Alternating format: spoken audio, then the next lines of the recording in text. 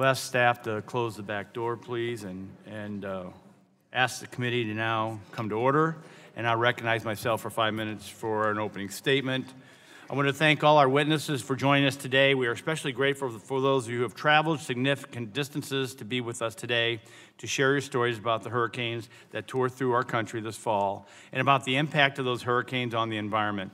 We know that many of you are still in the trenches of dealing with the response and recovery efforts, so your willingness to take the time to be here today does not go unnoticed. This fall, the continental United States and some United States territories in the Caribbean experienced severe weather from 5 hurricanes, including extensive damage due to landfall from 4 storms. Hurricane Harvey impacted Texas and Louisiana. Hurricane Irma hit Florida, Georgia, Puerto Rico, and the U.S. Virgin Islands. Hurricane Maria again hit Puerto Rico and the U.S. Virgin Islands. And Tropical Storm Nate impacted Louisiana and Mississippi. Whew. The Energy and Commerce Committee is conducting a series of hearings to look at the response and recovery efforts conducted during this hurricane season so we can figure out what went well and what we could have done better. What we need to do what we need to do going forward. We are also focused on what Congress can do to assist the impacted communities as they work to get back on their feet. Today we are focused on the environmental impacts of these hurricanes and the response efforts. No 2 hurricanes are alike, and the storm's individual characteristics like the speed, intensity, amount of precipitation play a large role in the extent of the storm's impact on natural resources and the environment. For example, as we hear from several of our witnesses, Hurricane Harvey may have significantly impacted several Superfund sites in Houston because of the record rainfall and flooding.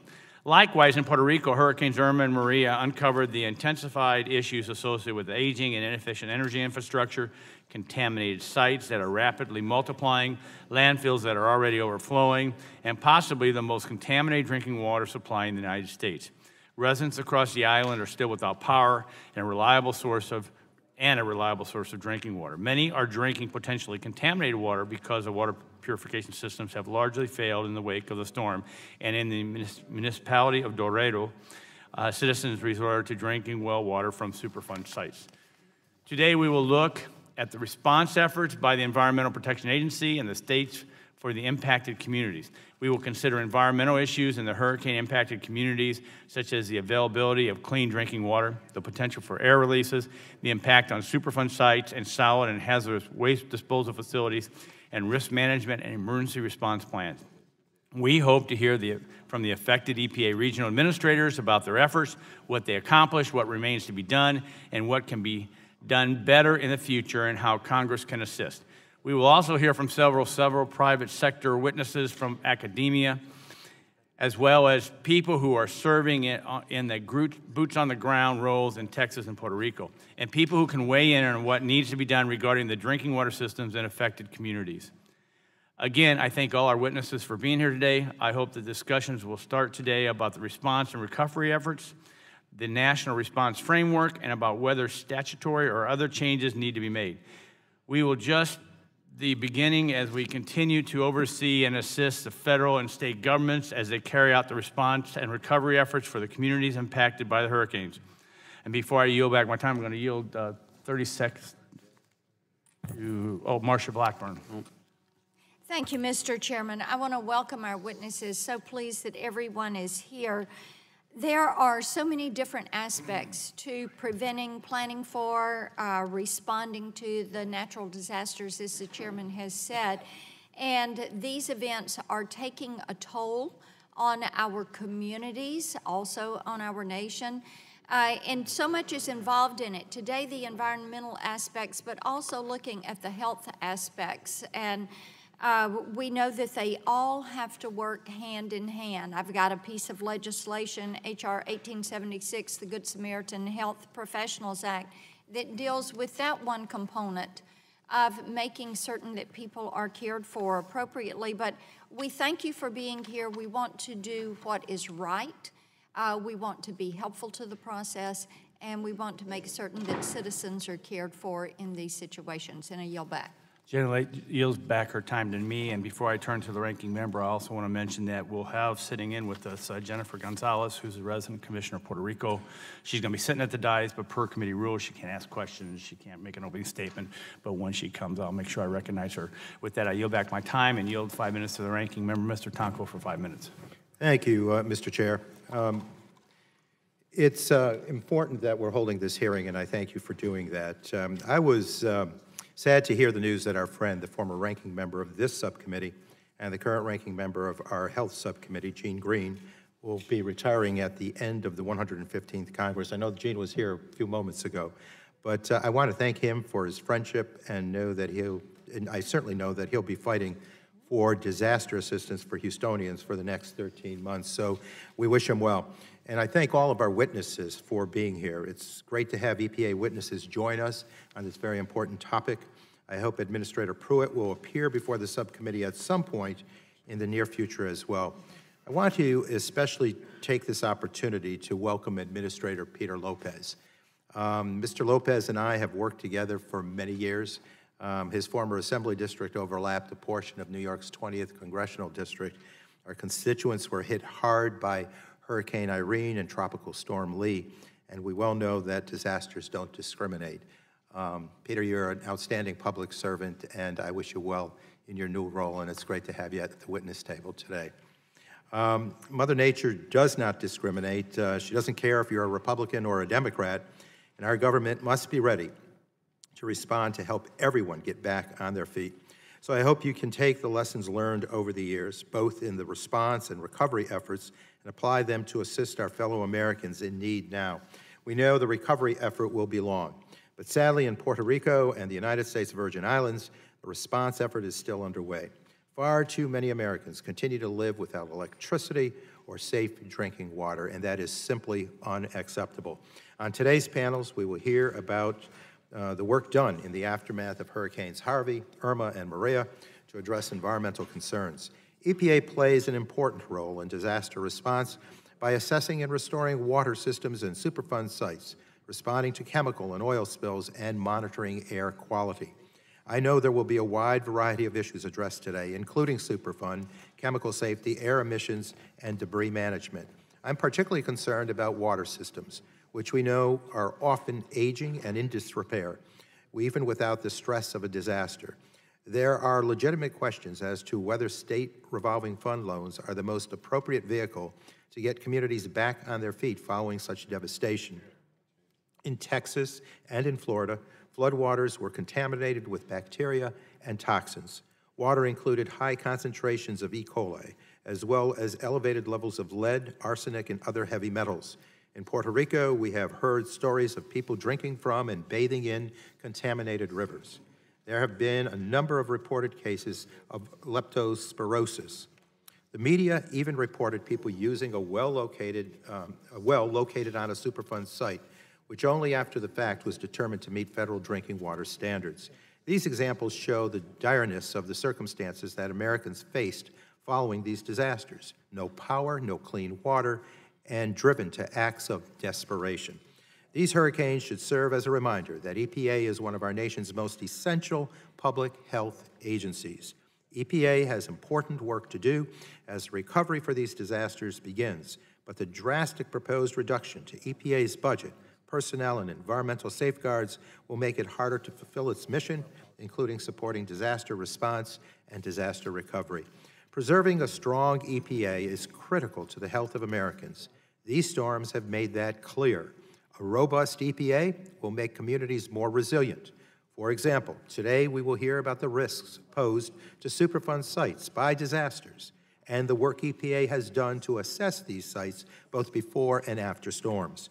But the best and perhaps only way to mitigate the risks to these sites is through actual remediation.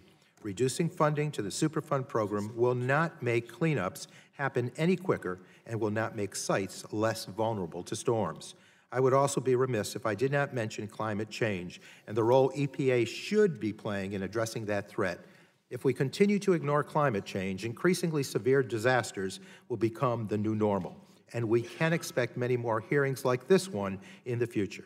I hope we can work together to ensure EPA has the resources necessary to support disaster response efforts and make our communities more resilient to disasters before they occur. I look forward to hearing from the witnesses today and yield back. And again, thank you, Mr. Chair. Gentleman yields back the time. Chair now recognizes the chairman of the full committee, Mr. Walden, for 5 minutes. Thank you, gentlemen. Today marks the third hearing our committee has held to examine the response and recovery efforts for the hurricanes that ravaged our communities along the Gulf Coast and our island territories in the Caribbean. And I would note for the committee, in response to our concern about the situations, especially in the island territories, we will be having a congressional delegation, pretty high-level, limited seating capacity trip to Puerto Rico and the Virgin Islands coming up most likely early next month to get a firsthand look at the situation. You'll get more information as we go along. Hurricane response and recovery deals with human tragedy.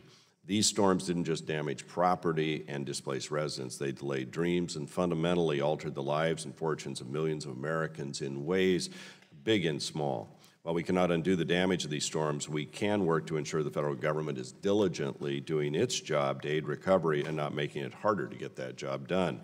Public health risks typically associated with natural disasters, including drinking water contamination and the leaching of hazardous waste, are varied and include heightened risk of infectious disease, as you all know. These risks can be particularly dangerous for vulnerable populations, such as individuals with immunosuppressed and the elderly and infants, clearly. Our job this morning is to better understand who, in the context of environmental concerns that bear on public policy, is engaging in the tough work to help speed recovery, what they are doing or not doing to make the hurricane victims' lives better and the challenges they face. When will something resembling normalcy return, and where are the resources coming from to make recovery a reality, and what private efforts can be leveraged? So it's all the who, what, when, where, and why, and how. We also need to determine whether the federal presence is helping or hurting that recovery, and if so, how do we change things that need to be changed? Some of the areas we hope to cover today will have to go unaddressed for now. We'd hope to have a Puerto Rico solid waste official testify via video conference about the situation on the ground there. Last week she confirmed she would testify, but then unfortunately power went down on the island and our ability to communicate with her was lost. We also hope to hear from the Federal Emergency Management Agency about its work leading response efforts and approving funding for recovery activities, but they were unable to find someone who could testify. Pretty remarkable. We will continue working with FEMA to ensure these questions are answered so we can feel confident both statutory authority and administrative practice support rational decision-making and promote the needs on the ground. That said, I want to welcome our witnesses today. Thank you for being here. Some of you have come great distances, but each of you has important lessons for our committee to learn, and we appreciate your participation. I'm confident that in the midst of all this bad news, you will provide us some stories of dedication, innovation, gumption, acts of personal sacrifice, kindness, and courage. These should inspire us to be equally fearless and committed in our work ahead. And then in this committee and its broad jurisdiction, we do roll up our sleeves and search for solutions to the various challenges that present themselves after a major disaster. And we want to make sure the agencies under our jurisdiction are well prepared, responding appropriately, and that lives are improving as a result. If not, we want to know about it so that we can fix it. I expect that this will be an excellent hearing for us to identify vulnerabilities and assess what is needed to better prepare and respond to this and future storms and disasters. So thank you for being here. We look forward to working with you. I know the former chairman of the committee, the vice chairman, has a special announcement he'd like to make now about some of our folks in the audience who are with us today. So with that, Mr. Chairman, I would yield to the gentleman from Texas the remainder of my time, Mr. Barton. Well, I thank you, Chairman Walden. Thank you, Chairman Shimkus and Mr. Tonka for holding this hearing. I have the privilege, way back when, to have been a White House Fellow under President Reagan back in 1981 and part of 1982. And today I have the current class of White House Fellows on their visit to the Hill. They're in the back left-hand corner. They're 14 of the best and brightest young Americans. They work for cabinet secretaries or agency heads. They're full of vim and vinegar, and I told them they're in the best committee in the House. So we want to welcome our White House Fellows. and wish them the very best in the years ahead. I also want to welcome our two Texas witnesses, Dr. Shaw and Mr. Sam Coleman. Mr. Coleman is the acting administrator, regional administrator, Region 6 at EPA in Dallas, and Dr. Brian Shaw is the head of the TCEQ down in Austin, Texas. They're both good men and good friends of mine. We welcome them to the committee. And with that, I yield back, Mr. Chairman. Yield back. Gentleman yields back his time. Chair now recognizes the ranking member of the full committee, Mr. Pallone, for 5 minutes. Thank you, Mr. Chairman. Environmental impacts from this season's hurricanes have wreaked havoc and continue to threaten public health in serious and unacceptable ways. The federal government's response to these hurricanes has been disorganized, and in the instance of both Puerto Rico and the Virgin Islands, it's been too little and too late, and we must step up our efforts. 2 weeks ago, the Subcommittee on Energy held a hearing focused on energy infrastructure recovery efforts, which is a central and ongoing concern. And last week, we saw a major setback in the recovery of the electric grid in Puerto Rico when a repaired transmission line failed. And today, more than 2 months after Hurricane Maria, more than half of the island is still without power, and that is adversely affecting everything from health care to access to safe drinking water. This lack of electricity puts lives at risk and must be addressed. Unfortunately, at this point, it does not appear that any agency within the federal government is standing up and taking full control of this effort. The Army Corps and FEMA say the other is in charge, and that's unacceptable. Someone needs to take the lead now. This is also far from the only challenge facing communities in Texas, Florida, Puerto Rico, and the Virgin Islands. First and foremost is the lack of safe drinking water. This has been a problem in all of the areas affected by these hurricanes, and it continues to threaten lives. The severity of these issues show the weaknesses in our drinking water infrastructure and how important it is for our drinking water systems to be more resilient to extreme weather and climate change. Drinking water infrastructure has been a priority for this subcommittee this year and an issue that we've worked on together, and several of the provisions included in the committee's bipartisan drinking water bill could have helped water systems prepare for these storms. But I think we're learning that we need to do even more and that we need to provide more resources to these affected areas. And I hope we can continue to work together in a bipartisan manner to address the concerns we hear about today. Superfund sites also pose serious risks when natural disasters strike. Several of these dangerous sites were damaged during this hurricane season, and we're still struggling to understand the health impacts of that damage. As extreme weather events become more frequent, it's even more important that we clean up Superfund sites quickly and thoroughly. With greater funding for Superfund cleanups, we might have avoided some of the damage we've seen. And again, I hope my Republican colleagues will join me in working to address this issue as well. And these hurricanes have also led to significant air pollution with real public health impacts. In Texas, we saw an accidental release of benzene at the Valero refinery and a dangerous series of chemical fires at the Arkema plant. In Puerto Rico and the Virgin Islands, we continue to see dangerously high air emissions from diesel generators, which could worsen dramatically as debris management efforts begin in earnest. And if we can't get the power turned back on soon, if we can't get safe drinking water out to our citizens, more Americans are going to die. This is a humanitarian crisis, and we must do everything we can to fix it. As Congress prepares the next emergency spending bill, we need to consider all of these environmental concerns and do what is necessary to protect human health and the public welfare. We can and should be doing more to increase access to safe drinking water, to secure and remediate Superfund sites, and to limit air pollution. So I just want to thank the witnesses who traveled here today from Texas, Puerto Rico, from the Virgin Islands, and from Georgia. And Mr. Chairman, I look forward to hearing from you. I don't know if any of our Democratic members want the time. If not, I'll yield back. Gentleman yields back his time. We want to thank all our witnesses for being here today and taking the time to testify before the subcommittee. Today's witnesses will have an opportunity to give an opening statement, followed by a round of questions from the members. Of course, your full statement is going to be submitted for the record. Our first witness panel for today's hearing will include Mr. Peter Lopez, Regional Administration, Region 2, Environmental Protection Agency, Mr. Trey Glenn, Regional Administrator, Region 4 of the Environmental Protection Agency, Mr. Sam Coleman, Acting Regional Administrator, Region 6, Environmental Protection Agency, and Dr. Brian Shaw, Chairman of the Texas Department of Environmental Quality. And with that, we'll turn first to Mr. Lopez. You have 5 minutes, sir. Welcome. Thank you, Chairman Shimkus and Chairman Walden, Ranking Members Tonko and Pallone, and fellow Energy and Commerce Committee members, I'm Pete Lopez. I'm the Regional Administrator for Region 2, which includes all of New York, New Jersey, the Virgin Islands, and 8 federally recognized Indian nations. It's a privilege to join you today on this important conversation, and my testimony today is, please understand, is a snapshot of what's happening as a result of Hurricanes Irma and Maria. Please understand that we are very much in an emergency response mode, and that the testimony we offer today is subject to change on a daily basis. So we're doing our best here. Just to preface, in my years as a member of the state legislature, I was intensely involved in response very similar to what's happened in the Caribbean. So in upstate New York in 2011, we were ravaged by Hurricane Irene and Tropical Storm Lee. Mr. Tonko and I were partners there working in this issue. In this instance, my parents were homeless, my family was homeless, we had 8 feet of water in my village. Similar situations with infrastructure, communications, power grids. The socioeconomic conditions very much the same. If you understand New York geography, northern Appalachia.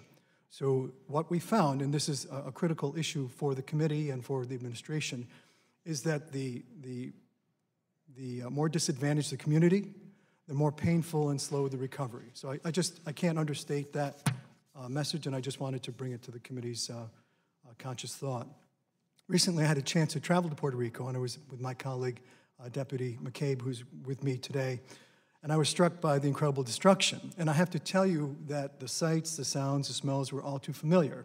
And as with Irene and Lee, I also have family on the island. So in the Arecibo and Camuy area, Lopez family, Corderos are there as well, and we are very concerned about their safety. The focus of the trip was not just to be on the ground, but to connect. So we met with leaders, of the territories and of the Commonwealth, local officials, and our main goal was to connect with them to identify problems and issues and really help them problem solve.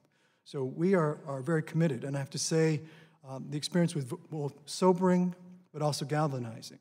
I found that my colleagues on the ground are very passionate about the work they're doing and treat individuals as subjects, not objects. We are concerned about individual families, communities, and the integrity of the entire population. As was noted by some of the introductory remarks, a major challenge remains with the power grid. And here, as you can imagine, virtually everything relies on electricity. So whether it's pollution controls at Superfund sites, drinking water and wastewater system operation, all of those things are challenged. Our response has been working with FEMA and Army Corps to strategically place generators at key locations. The challenge, of course, that it provides an alternate power source, but reliability in the long term is at risk here. So they require fuel, and even the generators themselves are subject to mechanical failure. So as we try to run around the island, we are challenged with the electricity issue. Just want to say, in their defense, for both FEMA and Army Corps, their job is unprecedented.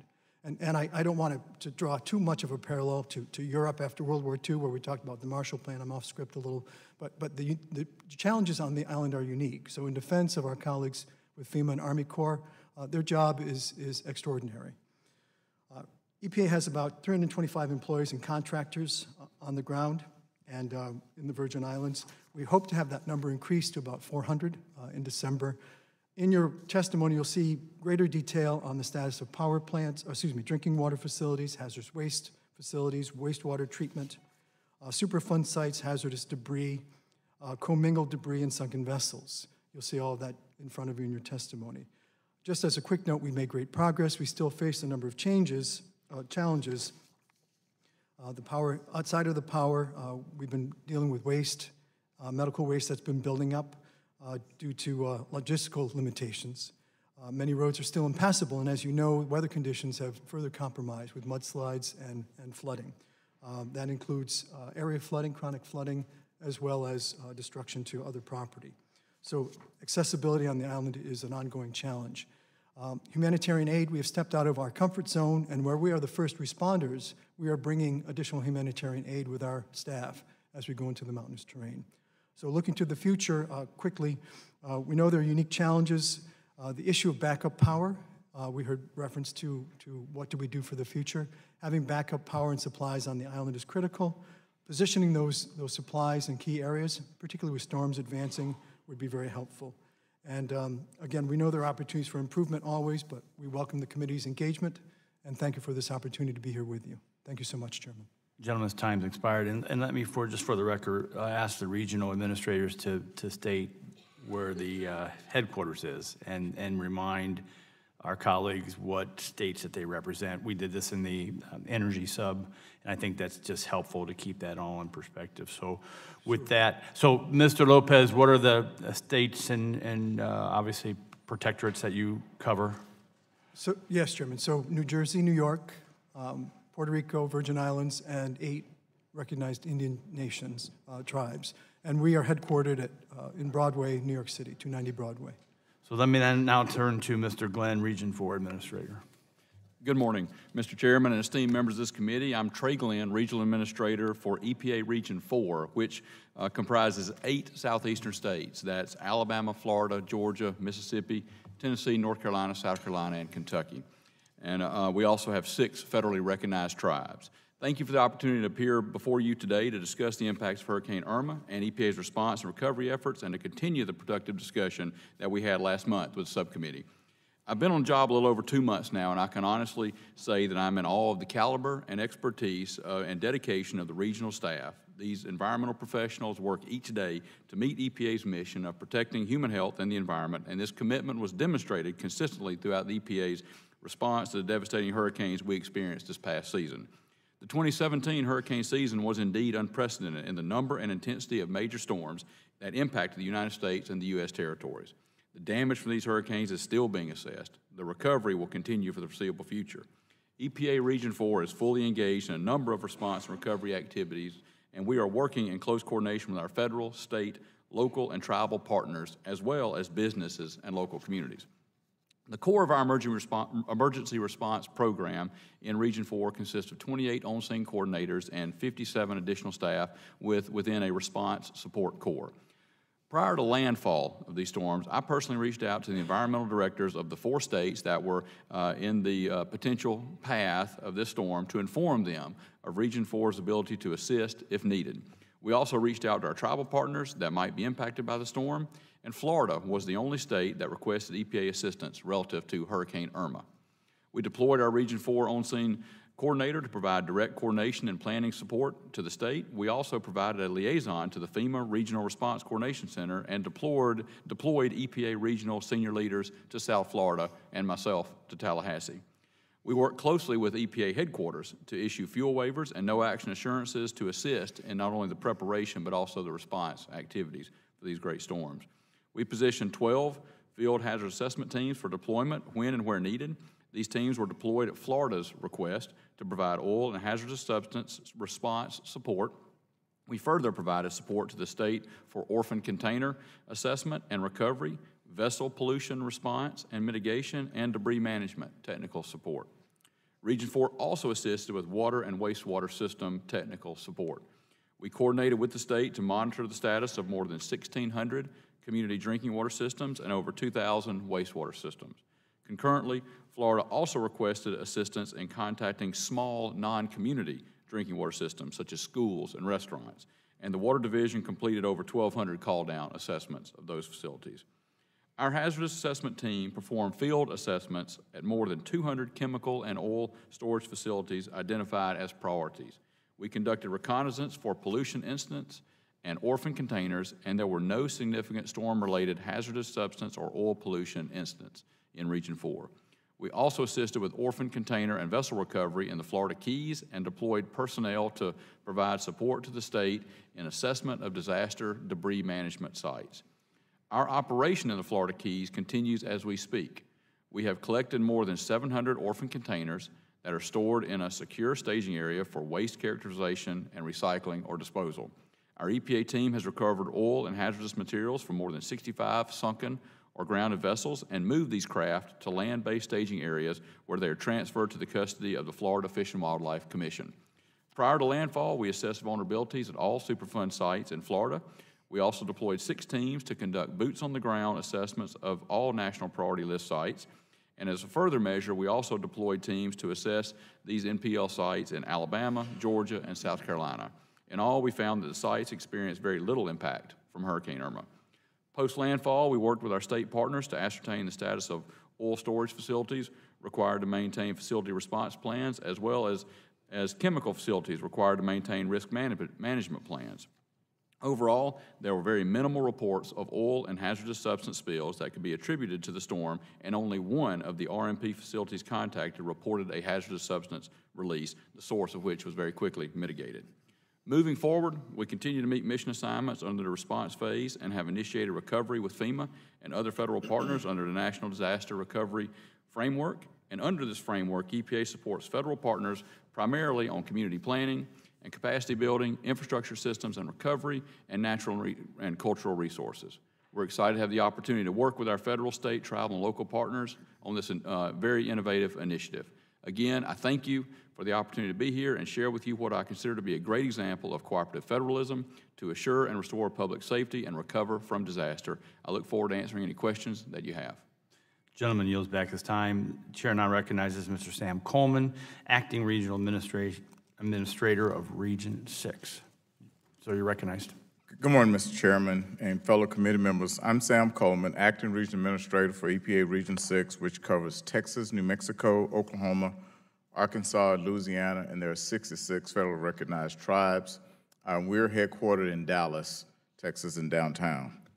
Thank you for the privilege of joining you here today for this very important conversation. I'm here to speak directly about EPA's response to the devastating impacts of Hurricane Harvey in Region 6 and our associated response activities.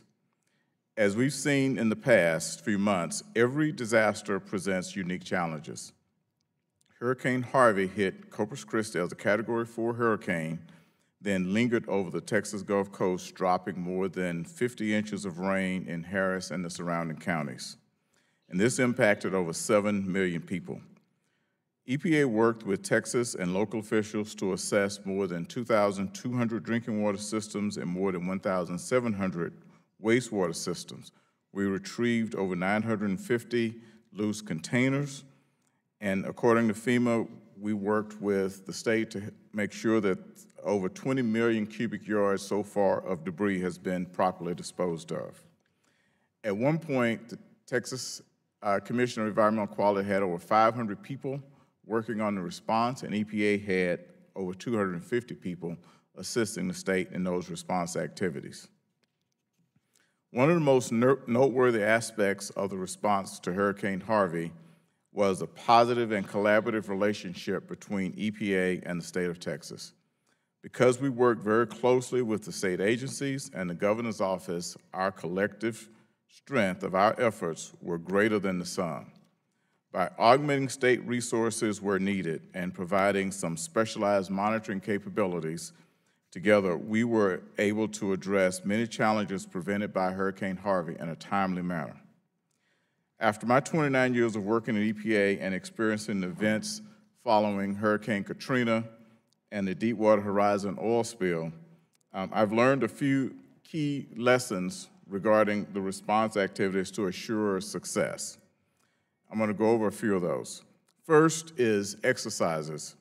Federal agencies plan for such catastrophic events by conducting exercises to prepare. It is very apparent that these practices lead us to discover our weaknesses and to have time to correct those deficiencies before the real emergency occurs. It's difficult to prepare for such an event as devastating as Hurricane Harvey. However, the state of Texas was as well prepared as I've seen, and integrations of our organizations was exceptional. Second is prior coordination.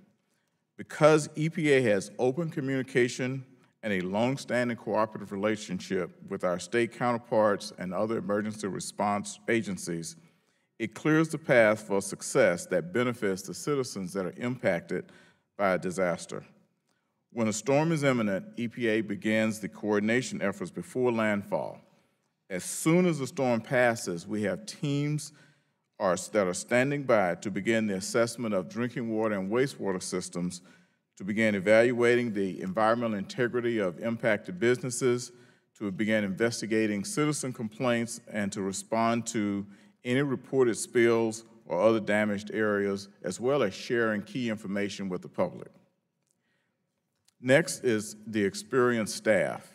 An effective response infrastructure includes experienced first responders who are able to address unforeseen circumstances both swiftly and effectively. Staff development during the pre-planning time is of grave importance and should not be underestimated. Experienced responders are the first boots on the ground, and they provide the most efficient assistance to communities. And then finally is having the right equipment. EPA employed assets during Hurricane Harvey response to assist the responders that were not available elsewhere. EPA often responds to reports of environmental impacts from air emissions or from other plumes that may be dangerous to a community. In response to these complaints and odors and fumes, during Hurricane Harvey, EPA deployed a TAGA bus. TAGA stands for the Trace Atmospheric Gas Analyzer. This is a mobile pollution detection vehicle that is able to provide air quality results quickly by collecting constant real-time data of outdoor air quality. The TAGA bus monitored ambient air in the vicinity of approximately 25 facilities and adjacent neighborhoods, and during that time, they covered over 640 miles going back and forth in those communities. The results of this, we were able to detect actionable emissions, to work with those affected facilities and to work with the state to make sure that they were properly addressed. There was also widespread coverage of the fires at the Arkema facility in Crosby, Texas. That facility housed volatile chemicals that required refrigeration to prevent them from self-igniting. When the facility lost power, the conditions deteriorated at the facility, which required an evacuation of the facility and surrounding areas. Ultimately, there was a series of fires that were spontaneous combustion from those materials stored at the site. EPA used the Aspect aircraft for air sampling above the facility and in the nearby surrounding areas. AirSpec stands for the Airborne Spectral Photometric Environmental Collection Technology. And I know that's a mouthful, but basically it's an airplane that EPA rents that is packed full of EPA-owned monitoring equipment so that we can look into the plume to determine if there are harmful levels of chemicals or if there's any danger either downwind or in the community surrounding the plant. The Aspect flew 28 flights over 112 hours, or 28 flights in over 112 hours covering miles of pipeline. We looked at 134 risk management facilities and 456 drinking water plants, and also 105 wastewater facilities in support of the Hurricane Harvey response. The data was invaluable in assessing the risk quickly and responding appropriately to the emergency, and the technology was not available through any other of the parties involved. A third asset that we used was a mobile laboratory called Phyllis. Phyllis stands for the Portable High Throughput Integrated Laboratory Identification System. The Physics Lab is a mobile laboratory that we deployed in Houston that allowed us to get 48-hour turnaround on volatile and semi-volatile samples. This allowed us to quickly assess the conditions at all of the Superfund sites and also any other samples that we needed a quick turnaround. If EPA did not have access to these tools, our response and the dissemination of information to the public would not have been as informative and robust. I believe that these EPA assets are critical to effective preparedness and response. EPA remains activated as an agency continues to respond to Hurricanes Maria and Irma. The agency taps resources from our sister regions during these times of great need. I've seen the agency continue to grow in our capabilities, learn from each response, and apply lessons learned as we face new challenges.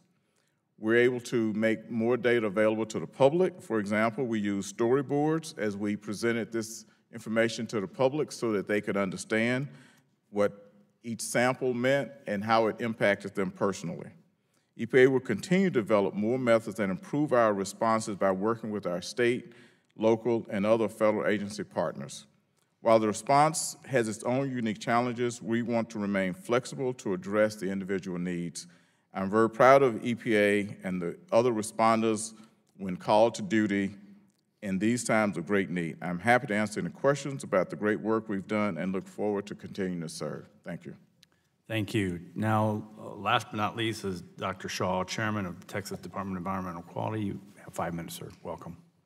Good morning. Thank you, Chairman Shimkus, Chairman Walden, and Ranking Member Tonko, and members of the committee. It's a pleasure to be here. For the record, my name is Brian Shaw. I'm the chairman of the Texas Commission on Environmental Quality, and I'm happy to discuss our response and recovery efforts related to Hurricane Harvey.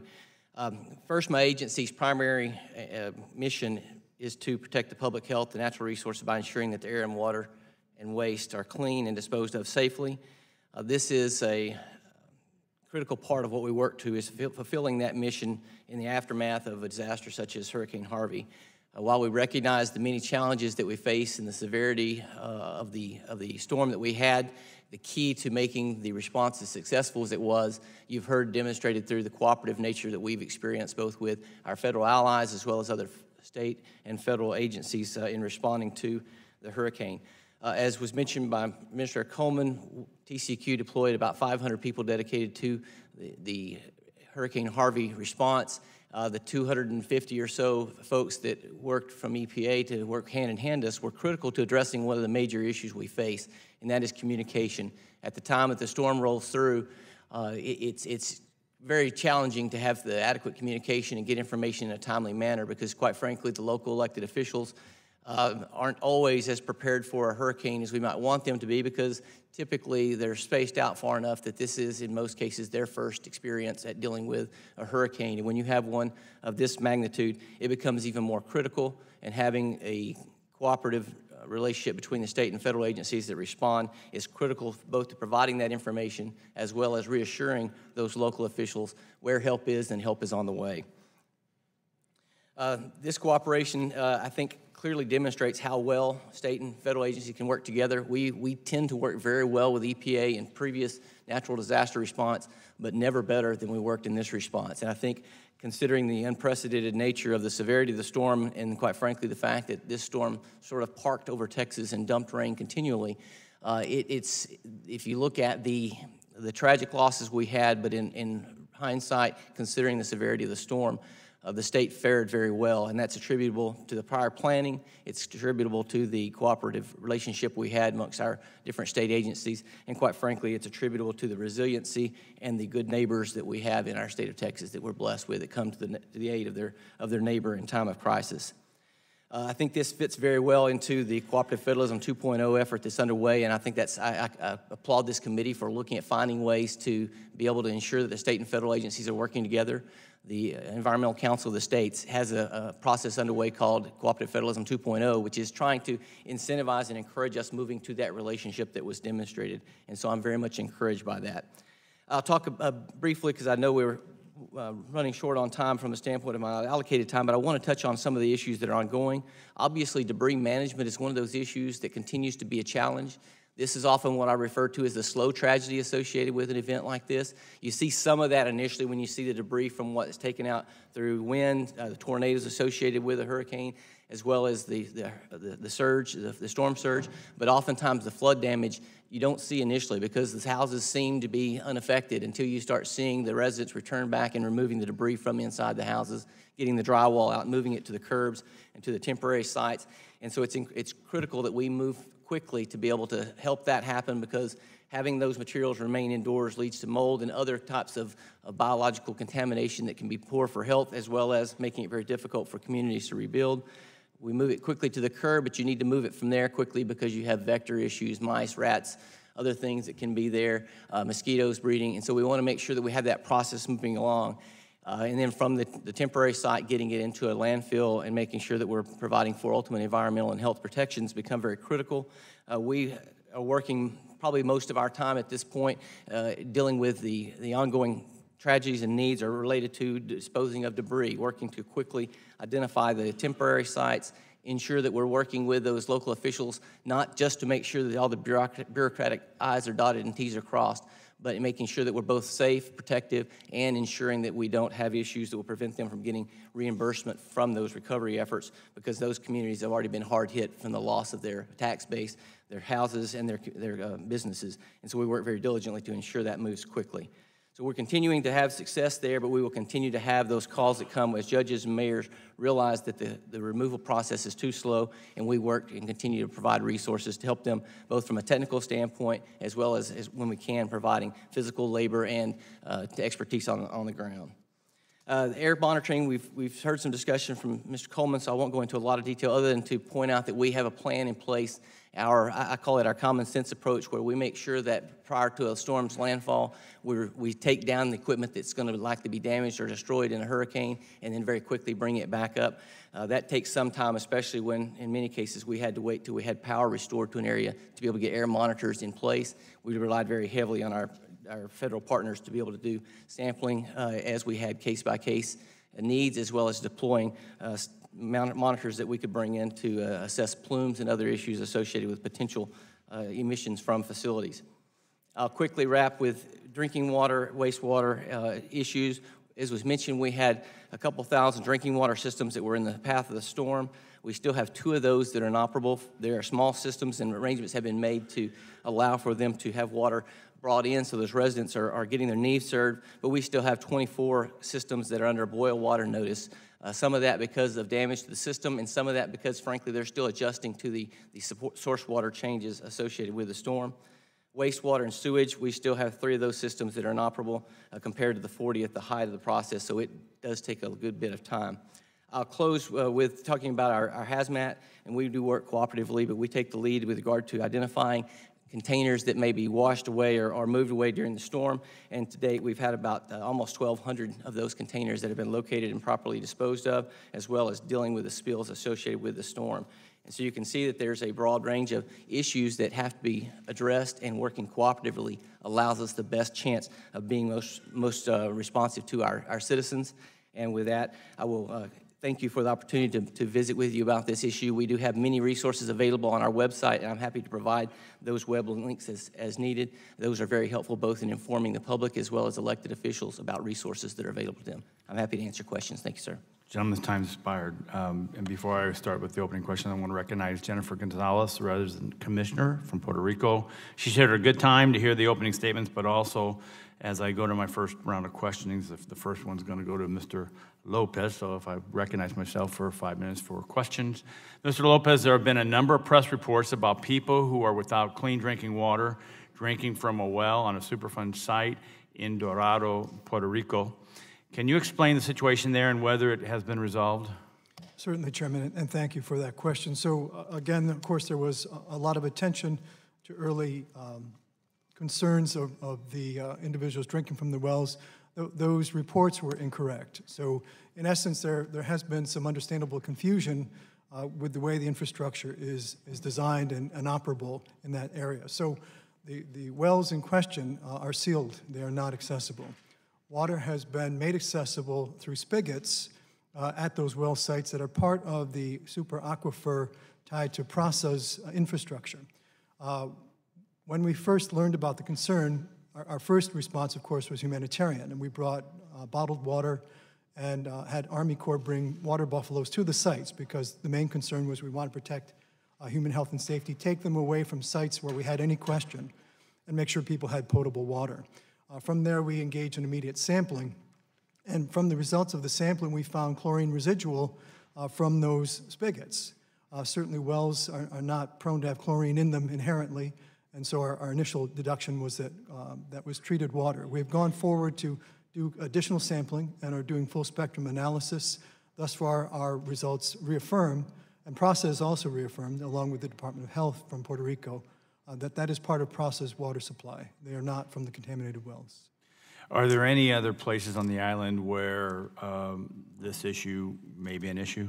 Not to our knowledge. And again, the concern, and just to highlight, Chairman, the concern with the Superfund site, and this is part of the challenges, Superfund site doesn't mean that every water source within the designated area is in question. What it means, in this case, with the Dorado site, we identified a target area, we, EPA, just to monitor. So where sites were known to have contamination, those sites have been locked down. Other sites we continue to test, I say we, the Puerto Rico Department of Health, PRASA, on a regular basis to make sure that those supplies remain potable and within Safe Drinking Water Act thresholds. Was the Puerto Rican Water Utility the entity distributing the water at the Dorado site? The Puerto Rico Well Authority, PRASA, was not literally distributing the water. The areas in question were fenced and signed.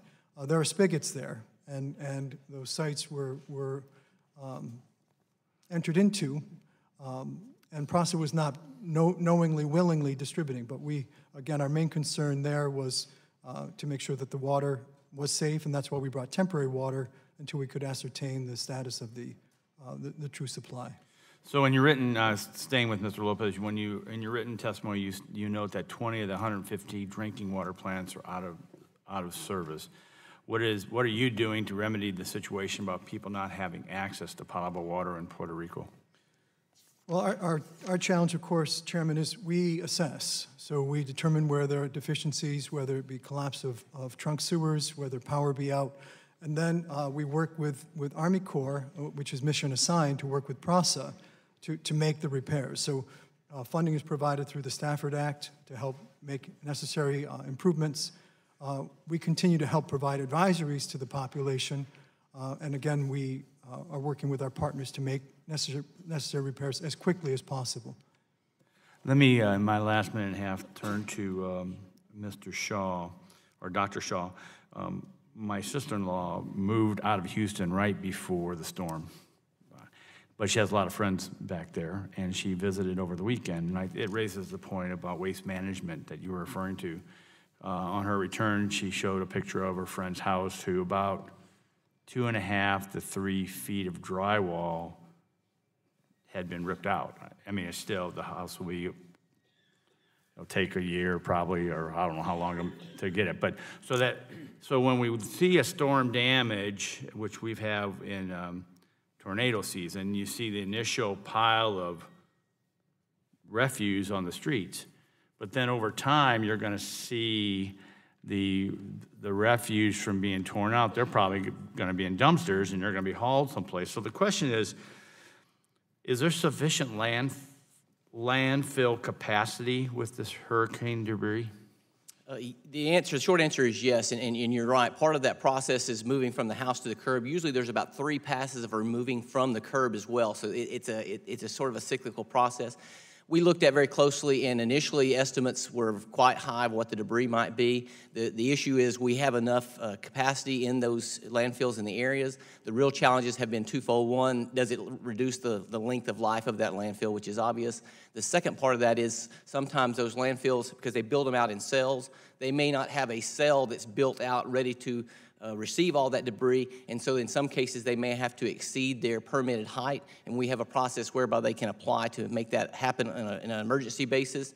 What will happen is, following the passing of the storm, they will either have to come in and remove that extra cap, or they'll have to go through a permit amendment to get approval to leave that landfill at a height that was higher than was permitted. And then they can build out another cell, if you will, and move that waste, or at least begin taking new waste. I'm way over my time, and I thank you for the answer. Chair now recognizes the ranking member, Mr. Tonko, for 5 minutes. Thank you, Mr. Chair. Administrator Lopez, as I mentioned earlier, the committee has heard alarming reports of people without access to safe drinking water in Puerto Rico and the United States Virgin Islands. And I heard the exchange with the chair here just moments ago. Let's get a little deeper into the drinking water and wastewater system issue. Many remain inoperable. Can you help us understand what are the sources of those problems of inoperation? Much of the problem lies with damaged water mains. We have damaged distribution lines. Power is a considerable issue. We, again, are working on generators, but those generators do not always remain operable. So access is an issue. We've had plants that, because of mudslides or rain, river action, we've had access to them denied. So at this point, 85% of the PRASA system users have water. and PRASA represents about 97% of all the water supply to the island. There are additional water supply sources, non-process systems, very small sources. They're about 237 independent community water treatment systems throughout the mountains. We are working with mission assignment with non-governmental operations to do work there. In some of those cases, we're again trying to get those systems back and running. But power, in some case physical damage, in some case access. We also have debris issues. In some case, intakes are clogged with debris, and that has been a challenge for some of our operators. And just what percent or whatever expression we can get from you is concerning electricity failure? Oh my gosh, I have some detail, so I can go through. I have a number. I'll just run through. I have Miserales, alternate power unit out of service. Arecibo Urbano, alternate power unit out of service. Esperanza, alternate power service out of Eunice. Canalizo, alternate power unit out of service. We have quite a few. Most of it is power units. We do have water line pipes broken. We do have some cases of water supply, raw water supply clogged, but much of it is power. And again, we're using generators and other means to try to activate those systems. Some systems were flooded, and they had to be reassessed even before power could be fully restored. And you had mentioned the infrastructure failure, but what about source water contamination as an issue? Is that... Yeah, of course, we are very concerned about it, and I used a phrase, Ms. Colon would understand, agua es vida, water is life. So whether it be water for drinking, water for bathing, water for washing your clothes, water for any purpose, we are all very concerned. We have been, in terms of the contamination of water, our role has been first direct resources to restore water and systems to be operable. That's the main goal. With individual homes and families, we are working with the CDC, Puerto Rico Department of Health, and others to provide advisories. So boil water advisories are in effect, have been in effect. We're also warning people to avoid using these supplies for potable purposes. We have worked with the CDC to provide alternate disinfection where possible, chlorine tablets and other alternate disinfection. So we're taking, as broadly as we can, we're trying to respond, but the challenge is we can't control individual human behavior, and people need water. So our main goal is get water to them as quickly as we can, potable. Yeah, Peter, you had mentioned PRASA, and with those independent systems, those beyond PRASA, are they continuing to struggle to provide safe drinking water? They are. We're working with them, and again, it's case by case. Just mind you that a number of the systems are mountainous, and access to them continues to be an issue. So we are working on assignment to get to them. But at this point, we've assessed, bear with me a second. Just going to pull up my notes here on non-PRASA. There are 237 independent community systems, and we have assessed them all, but getting them all operational is a challenge. And what of those 237, which are operating? Let me, bear with me just a second. About 170 of the 237 are operational. Okay, thank you. And is EPA testing water quality at small water systems? We do. Well, the Department of Health, let me say this, the Department of Health for Puerto Rico is the authority. So our sampling is really not something we do as a norm. We did sample in the Dorado case where there were concerns about drinking from contaminated wells, and there we wanted to do rear guard action for the Puerto Rico Department of Health. But Puerto Rico Department of Health maintains primacy with those sites. Thank you. Mr. Chair, I yield back. Gentleman yields back time. Chair now recognizes the chairman of the full committee, Mr. Walden, for 5 minutes. I thank the chairman, and I thank again our witnesses for your testimony on all these issues our citizens face. I know, Mr. Lopez, you've talked a lot about the drinking water, and we know when the power goes off, the pumps don't run and purification doesn't work unless you got generators and all that. But I'd like to move beyond that and ask about the ability to clean up Superfund sites. How is that being impacted along the way here? So, Chairman, the Superfund sites were assessed. They've been assessed routinely. They were assessed before the storm events, Irma. They were assessed after Irma. They've been assessed after Maria. And much of those sites really are groundwater contamination. So they were not really moved by the storm. The issue for the storm and where there was damage were in terms of fencing and also pump and treat systems, which required power. So in those cases, we worked to restore those functions. That's what we've been working to do. And the in terms of damage, I'm sorry, sir. How far along are you on that? On the To my- Superfund site protection? To my knowledge, things are locked down. So Okay. if we've seen additional concerns, for example, we found an orphan container that was removed, but we worked to lock those sites down, Chairman. All right. Is that true for the other sites too? I mean, we're talking about issues in Houston or Florida. Are there any Superfund issues we need to be aware of? With regards to Texas, there were 34 federal Superfund sites in the state of Texas. We've done the assessment of all.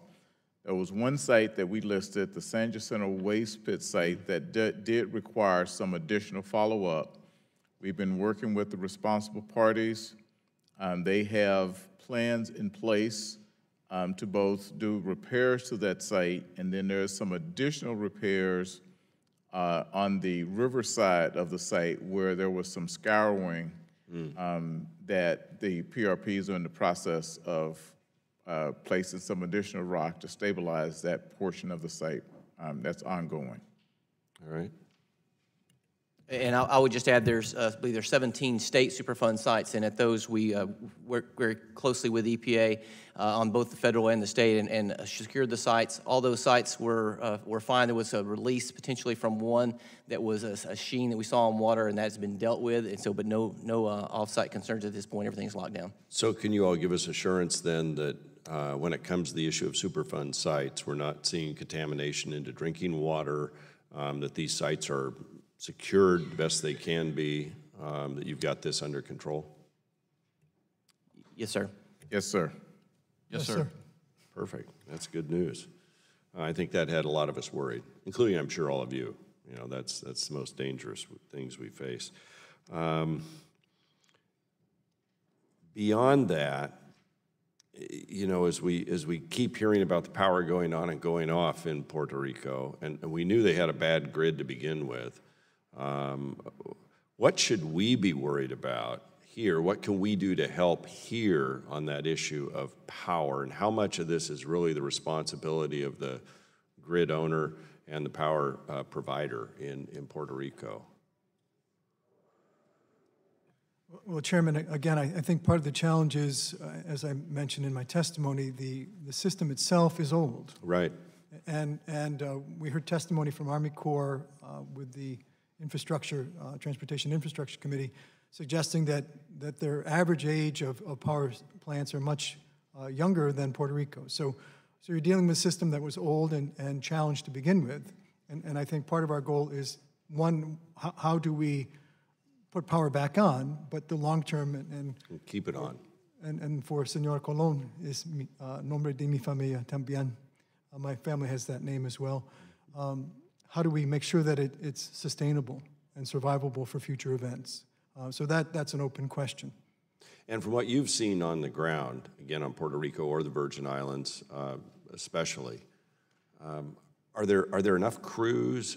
Are the various agencies communicating well with each other?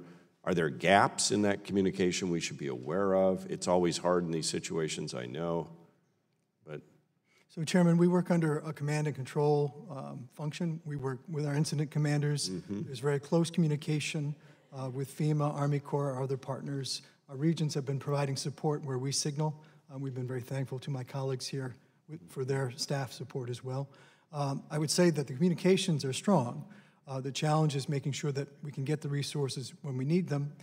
The other challenge, which we've been working at, is also making sure that we are working with the local authorities and respecting their process, their decision-making capability. And that means, in some cases, we have to put things in front of them and give them time, recognizing, and this is a challenge for those in the situation. If you've been in a storm event and you're under constant duress, we're rotating crews in and out routinely. they're working under constant duress. So part of our challenge is helping support their decision-making and give them time and support they need so they can be at peace with mission objectives and corrective action. Okay. Did you have something you wanted to add? No? Okay. My time's expired, Mr. Chairman. Thank you all for the great work you and your teams and the teams from all the agencies are doing the best they can in these circumstances, and we appreciate that. But again, we want to know if there's a problem that you need help on or they need help on. And I know that our resident commissioner has been terrific at bringing us all up to speed and keeping us up to speed. So that, Mr. Chairman, I yield back. Gentleman's time expired. The chair now recognizes ranking member of the full committee, Mr. Pallone, for 5 minutes. Thank you, Mr. Chairman. 5 years ago, Superstorm Sandy caused major damage to my congressional district, including Superfund sites and water treatment facilities, and we've seen even more of that with the latest hurricanes. So I'd like to focus briefly on the importance of investing in making our environmental infrastructure more resilient. In the aftermath of Sandy, I saw the importance of this firsthand when the storm badly damaged the Bayshore Regional Sewage Authority, which treats the wastewater from a number of the towns in my district. And the authority completed a $28 million project to rebuild the plant and make it more resilient to future storms. But I don't think we should have to wait for disasters to make our infrastructure more resilient. So let me ask Mr. Lopez, what can EPA do to help communities in Puerto Rico and the Virgin Islands improve their drinking water and wastewater infrastructure to make it more resilient? Thank you, Chairman. So part of the challenge is, again, part of it is that the time we're in, under the Stafford Act, we are in response. So this is an emergency. So it's my understanding that Stafford Act funding means you build in kind, you replace in kind. So the issue is, and this goes back to you as our partner and our colleagues here, where do we signal programmatic and funding flexibility to allow other sorts of investment? Now, just as an example, with the non-governmental allies that we've had with the non-process sites, we have been able to put solar systems in a few isolated incidents. All right. Let me ask you this. Do you think that we need to invest more federal dollars, though, in environmental infrastructure in general as part of this recovery? Or is it just your concern that we're not focusing on long-term? So I'm a little bit above my pay grade, Congressman, but bear with me. So I'm going to speak from the heart. So effectively, it's a function of targeting dollars, making sure dollars are reachable, and also ensuring that the broad purposes can be served. So again, we have many various funding streams. It's not generally one funding stream, like my colleague Mr. Tonko knows. So to answer your question, I think part of our challenge here will be to look at funding streams, look at resources, ensure that we have maximum flexibility in their use. And particularly the emphasis on looking at long-term rather than just short-term to fix things. All right, I'm just rushing through because I wanted to ask a question about the Superfund too. As you know, Hurricane Harvey damaged a lot of Superfund sites in Texas, including one site where hazardous dioxins were exposed. And I think we should be doing more to limit the impact of severe weather on Superfund sites. So let me ask Mr. Coleman, you only briefly mentioned Superfund, but it is a priority, I think, for a lot of communities. Do you agree that more resources for Superfund cleanups would mean fewer contaminated sites vulnerable to extreme weather?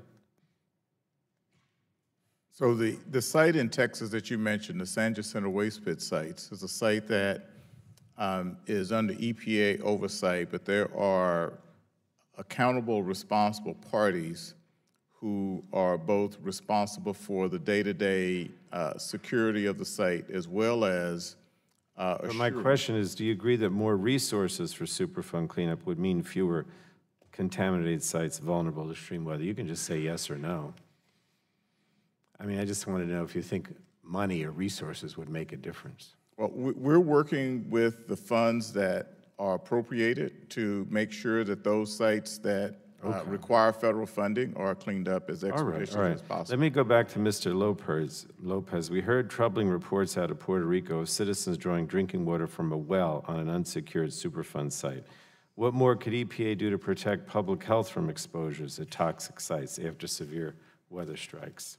So, Chairman, as I was mentioning to your colleagues, the contamination in the groundwater was really not affected by the storms, to our knowledge. The issue was making sure that the mitigation methods that were in place were functioning as intended, fencing, pump and treat systems. In Dorado, the wells in question were not accessible.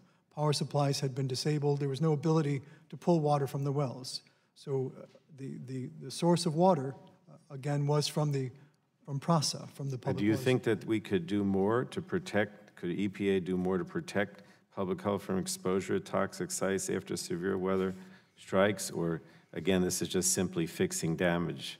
I mean, the concern I have is, again, what you said, that maybe we're just simply fixing damaged fences, blocking access to these sites. I mean, this goes back maybe to what you were saying before, but just... So those sites, the wells were not accessible. So for public access, again, the groundwater contamination was there before the storm and remains, and that's something we continue to work on. So our challenge is to mitigate, again, track any plumes, for example, in the Dorado site. We're tracking a plume, so we test water supplies. We test vigilance is really the issue here. We remain vigilant, and we certainly understand the importance of making sure that we're staying within Safe Drinking Water Act standards, keeping people under those thresholds with their water supply. So monitoring, continued testing, and then mitigation remain the tools available to us. All right, thanks a lot. Yes, sir. Time expired. The chair now recognizes the vice chairman of the subcommittee, Mr. McKinley, for 5 minutes. Thank you, Mr. Chairman, and thank you again for having this hearing on this.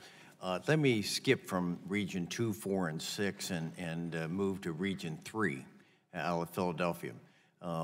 There's an area that the flooding that had taken place, the hurricanes, had an impact not only in Texas and Florida and Louisiana along the coast, but it had a demonstrative effect in North Central, West Virginia, in Eastern Ohio, Northern West Virginia, Western Maryland, Western Pennsylvania, in the streams.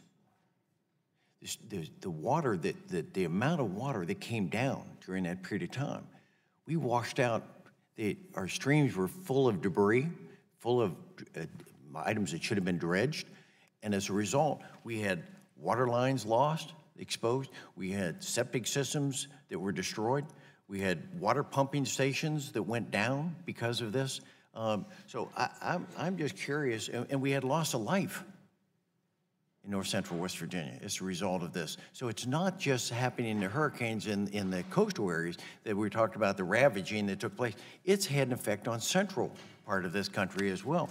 So my question is, when they try to get the dredging of these streams so that they can mitigate the potential loss, often we're hearing from the region, the EPA, is that they won't give permits. They go through an extended permitting period. Either that or FEMA steps in the way, or an environmental group steps in the way. So if we're going to mitigate the potential loss and the environmental impact, what would you suggest that we do in other areas to clean up our streams if the EPA continues to stand in the way of dredging? Any one of you? Yes, sir, I can help with that. And again, it's funny how life brings you, moves you forward. So with Irene and Lee in Northern Appalachia, again, we're just north of you. I had Southern Tier, I had the Susquehanna River Valley, we had the Catskill region. To answer your question, part of our challenge is as we get into these streams, we have to be very careful because any impact upstream can have an impact downstream. In my home community, the urgent response was to just dig into streams, and we wound up channelizing our streams. Water began flowing faster and destabilizing the stream banks, and emergency evacuation routes are compromised. Short story is, as we get in, we're working with NRCS, others, DEC and New York State, to try to look at it from a watershed basis. Some of it means restoring floodplains. Some of it means restoring the natural flow of the streams. Getting into clear debris, it can be an ongoing mission. But we also have to recognize that we have to give room for streams, almost like a living organism, to get rid of energy and to have a place. Well, I understand that. But the EPA and the FEMA are standing in the way of permitting to do that. We had Fallensby, West Virginia. They've had their stream is at 8 feet of gravel and sand have built up in that. So as a result of this, they had no capability of absorbing the amount of water that came down, and homes were washed out as a result of this. So I'm saying, Yeah, is- so Chairman, respectfully, I have Region 2, so I'm your neighbor in New York in particular, similar topography. I can only tell you that the partnership there has been with the state agent, DEC has been the agent in charge.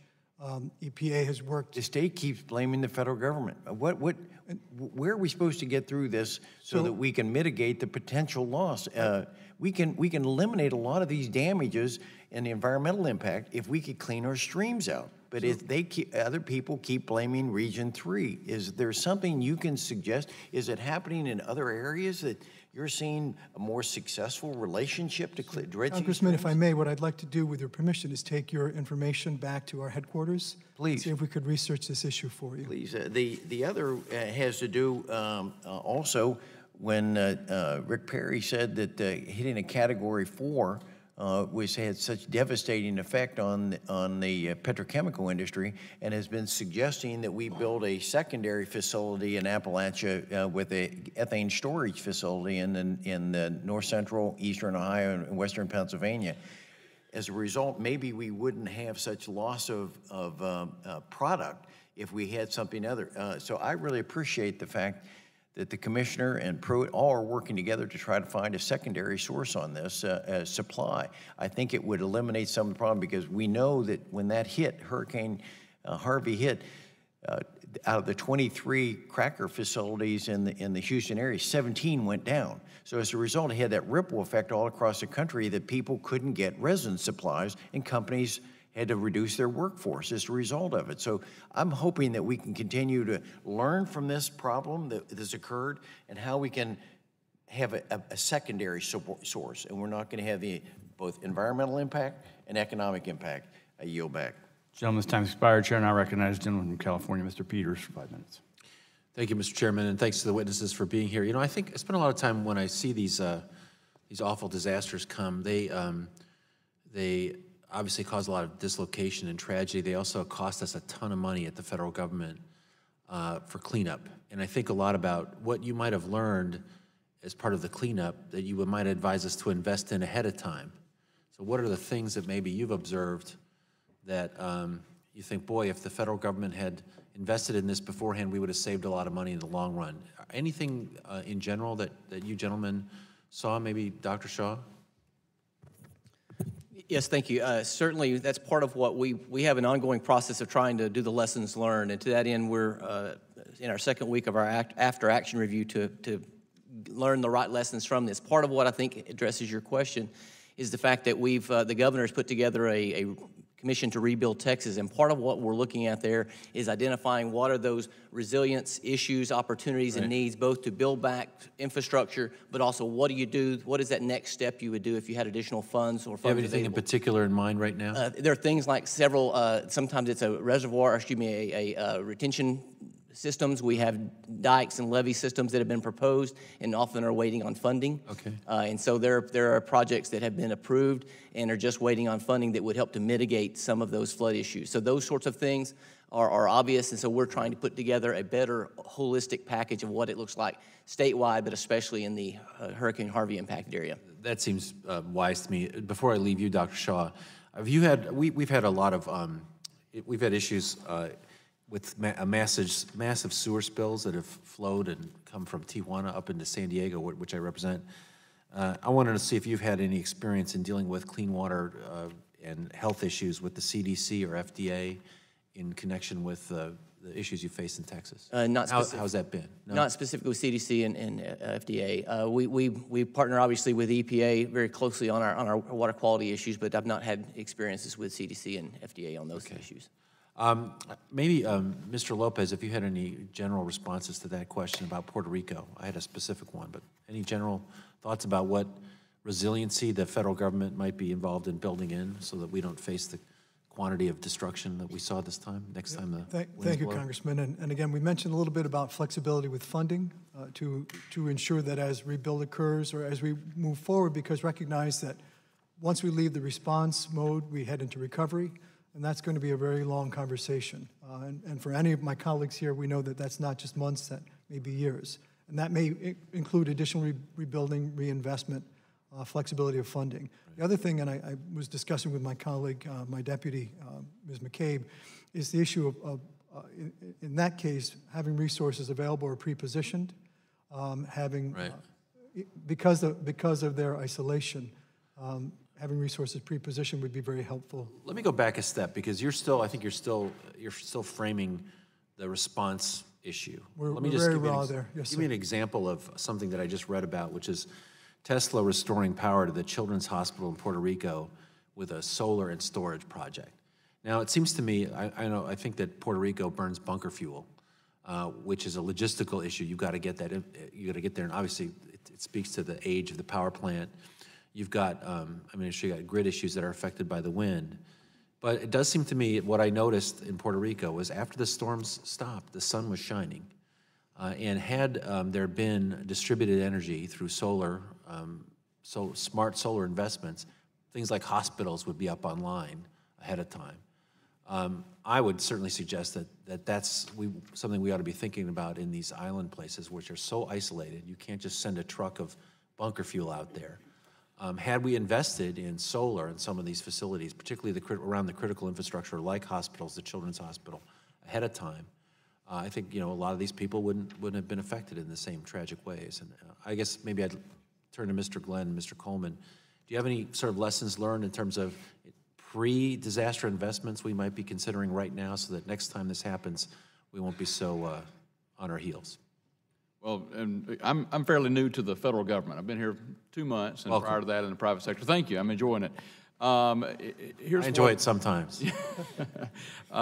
Here's what I walked in and observed, literally day one on this, was the communications and interaction and relationships that we had with our peers at the state level and at the local level as well. So the one lesson I learned was we cannot do enough coordination with our state and local and tribal partners to make sure that we know what their systems are, we know who the people are, and we train together, work together so that we can respond to this. And that is the huge takeaway I had from this for the relative to the impacts in our region. Thank you. Mr. Coleman, my time has expired, but maybe someone else will ask a question.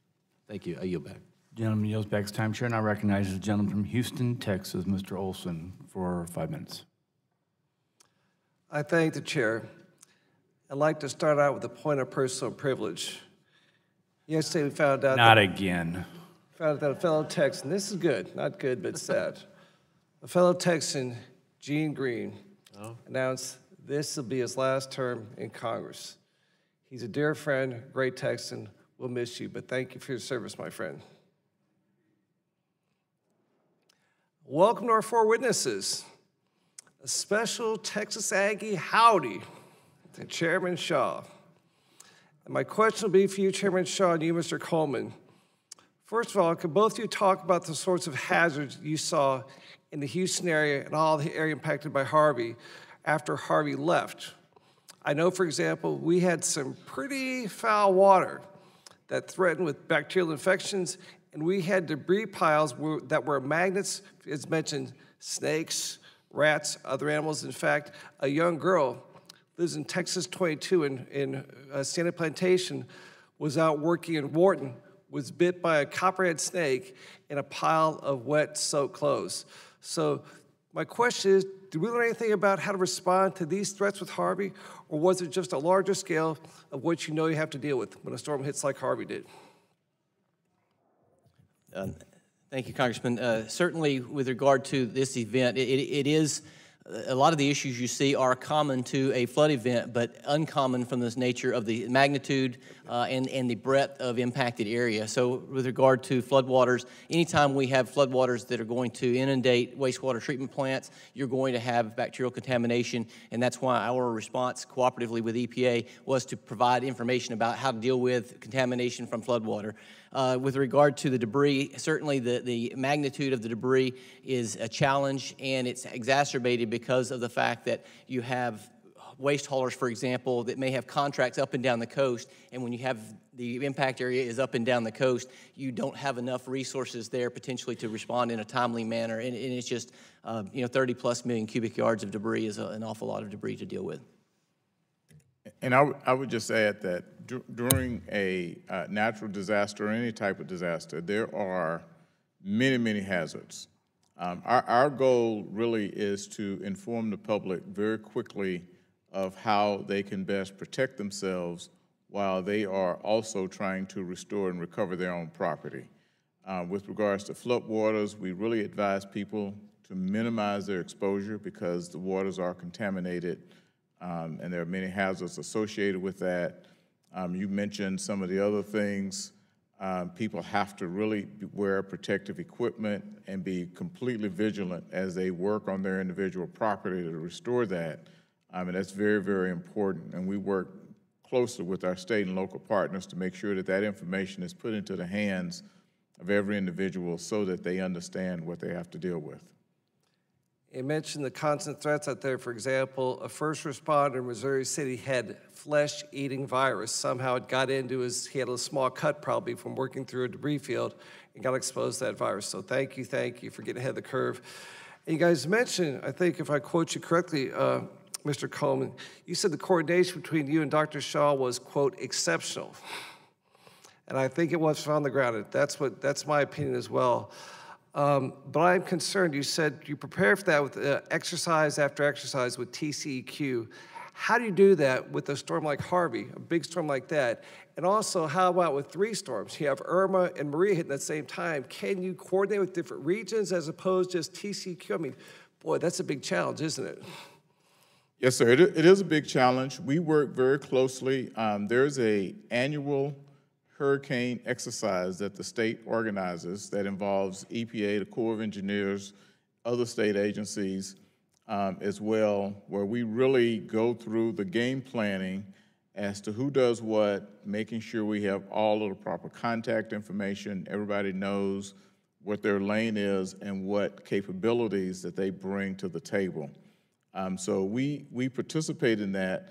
We also work on a daily basis to deal with much smaller incidents with the state so that our staff and their staff know each other well and they work seamlessly together to respond to these incidents. Dr. Shaw, you want to add something? Yes, I would say that we actually, in one of those exercises, we had the foresight to mock up a response to a Category 3 hurricane making landfall in Corpus Christi.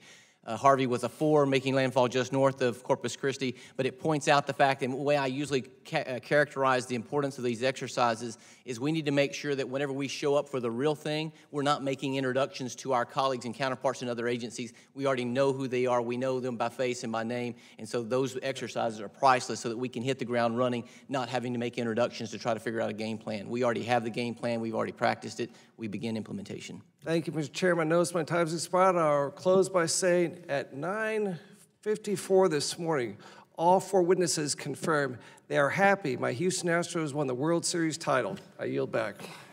I hadn't heard that before, so thanks for letting us know that. Chair, and I recognize Mr. Green for 5 minutes. Well, I'm proud of the Astros too, but I want to thank our panel for being here and thank the chair and the ranking member for holding the hearing today on Hurricanes Harvey, Irma, and Maria. I also want to thank our panelists for the panel, particularly Administrator Coleman and Dr. Shaw. And I know the partnership that you've had between our regional office of EPA and the state has been, even when I was in the legislature years ago. And I want to thank the EPA for the decision last month after our new administrator viewed the site to remove the cancer-causing dioxins out of the San Jacinto waste bins. And that's both on the north side of Interstate 10 and the south side of Interstate 10. And it's an important issue in East Harris County. I've represented it off and on over the years, first as a state senator and then in Congress, and I shared it with Ted Poe. Now I share it with Congressman Brian Babin. We need to fully remove the contaminated soil and accelerate it with the discovery of the damage and the temporary cap during Hurricane Harvey. Administrator Coleman, what is the timeline for EPA to begin the removal of the contaminated material from the San Jacinto waste pits? Thank you, Mr. Green, for that question. So, as you know, we've issued the record of decision in October We are working with both the Justice Department and the responsible parties on the special notice and negotiating a consent decree that will facilitate the specific design and the removal. Specifically, we expect the negotiations to take 6 to 12 months in working with the responsible parties. The design activities can take as long as another 6 to 12 months, and then the work will start. So I can't give you a specific time frame because those negotiations are complex and do involve a number of issues that we have to work through with them. So, but that's generally what we expect to see. Okay, well, I would hope you would, provide information, and EPA has been doing it to the constituents out there for, like I said, mostly Congressman Babbitt now, but I sure have a lot of people who go out and crab and fish right near those sites, and we'd like to make sure they're not, consuming that, but also to make it much more safer. And so the process will take almost a year. And I understand the difference because the temporary cap is about a $20 million. And then the permanent cap, or the permanent removal, is anywhere, the latest estimate, I think, from EPA was almost $120 million. That's correct, 115 to 120 million. And so I expect the responsible parties have the option of going to the courthouse and making that decision. But I understood the original report from the regional office to the national office was a really strong opinion on what needed to be done. Our district also includes, and this is in our district and has been forever, it seemed like, the U.S. Oil Recovery in Pasadena, Texas. It's actually on near a bio that in Texas, Pete's gone, but it's Vince's bio coming through Pasadena and into the Houston Ship Channel or Buffalo Bio. And many members of the public and local media voiced concern about that toxic material mitigating into the Vince bio. Was there any information that from that site did any of that site bleed into the into Vince bio and then ultimately the Buffalo Bio, Houston Ship Channel? Again, thank you for that question. As you know, the U.S. oil site consists of two nearly adjacent locations, but they are separated by a road and they're different in elevation. So the former City of Pasadena wastewater treatment plant was flooded, and because of the nature of what they did there, which was treat wastewater, we do recognize that there were probably some releases of things that were at that site, but we also know that they never stored hazardous waste or recycled oil on that portion of the site. The second portion of the site, which is located at a higher elevation, where they did process oils to recover, that site actually did not flood. It did, of course, sustain over 50 inches of rainfall, so some of the buildings which are in somewhat disrepair, there was rainfall that entered the buildings. There was some, we would call it stormwater runoff that occurred, and we did assess Vince's Bayou. We looked very closely at the receding waters and collected samples. We did not see that anything significant left that upper portion where the waste oil was processed. So we feel confident that Vince's Bayou only received some runoff from that lower area that was a former Pasadena wastewater treatment plant. Okay. Is there a viable principal responsible party for the U.S. oil site? Yes, sir. We are working with the responsible parties. It's a group of investors who are actually working to both maintain stabilization of the site as well as working with us on a more thorough investigation and ultimately a cleanup of that site. Thank you, Mr. Chairman. Gentleman's time expired. Chair, and I recognize the gentleman from Ohio, Mr. Johnson, for 5 minutes. Thank you, Mr. Chairman, and gentlemen, thank you for joining us today.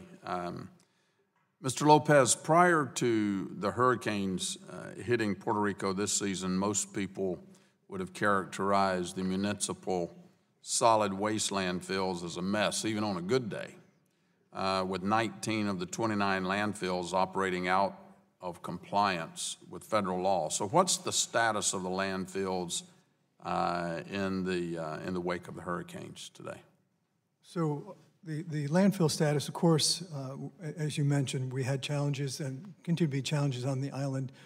Debris management, which is really the response, is a complicated undertaking. So there is pressure, of course, to put more material into the landfills, but what we're attempting to do, working with Army Corps and our partners, is to separate the waste streams and dispose of them in fashion that relieves pressure on the landfills. So whether it be vegetative debris or hazardous medical waste, any number of elements that could wind up in a landfill, we're working aggressively to separate out and dispose of, working with the authorities in a proper fashion. So are they still a mess? So a landfill situation that existed prior to the hurricane remains. No. What's the status today? So the landfills continue to operate as they did before. There's been no change in that. Our challenge, instant challenge, is handling the debris, keeping the landfills functioning, but also handling the debris which could accumulate in the landfills if not properly intercepted. Do you think that Puerto Rico should keep its delegation authority under Subtitle D? Ultimately, and again, this will be a longer-term conversation, Congressman, so our challenge will be to help support the local authorities. I feel that that's the appropriate thing to do. We want to support them, give them capability, help provide resources where we can, and also address other ways other than landfilling to address their solid waste, but recognize that that's not EPA's function as a role. We don't usually do solid waste management. We defer to the local government authorities for the actual management of solid waste. Is it fair to say that current debris removal since the hurricanes, current debris removal is going to further overload the already filled capacity in those landfills? We are working to intercept it. There's a danger, that there's always a possibility, but we're working very aggressively and thoughtfully with the leadership to identify waste streams and properly provide siting to separate them out and mitigate them appropriately. So there's always a potential, but we're working to minimize the impact. Okay. Mr. Coleman, in your testimony, you write that while each response has its own unique challenges, we remain flexible to address individual needs. So as you indicated, things like geographical constraints, economic conditions, damage extent, and infrastructure vulnerabilities are all factors that shape federal agency response when a natural disaster strikes. In other words, how we respond to Houston's challenges is clearly different than those of Puerto Rico's challenges. So how does the EPA currently ensure response efforts take these challenges and regional characteristics into consideration? So we work, we have a national cadre of responders that work very closely together on training, and that forms the baseline of how we respond. As I mentioned, we have a set of technical assets, the Aspect, Taga, Phyllis, that also provide that specialized equipment. But then we work very closely with our state partners in each location, as well as those other state agencies that we work with our FEMA regional offices, with things called regional response teams that then do additional specialized training and facilitation as it relates to the specific incidents that may occur in different geographic areas. So those multiple layers of training, exercises, having the right equipment allows us to then be adaptable and flexible in responding to all types of different disasters and events. Okay, is there room for improvement? I believe that there's always room for improvement, and as Chairman Shaw indicated, the state does a after-action report. We're doing a similar exercise. We participate with the state side, but we also have them participate and critique our work so that we can make improvements. And we do that after each event, and we memorialize those lessons learned so that as we incorporate that into our training going forward, we're able to make those improvements. Okay, all right. Thank you, Mr. Chairman. I yield back. Gentleman's time expired. Chair now recognizes Dr. Reeves from California for 5 minutes. Thank you, Mr. Chairman. I want to throw out a compliment to my colleague from Ohio who just asked those questions. Those are very good questions, very insightful. Thank you for asking those questions.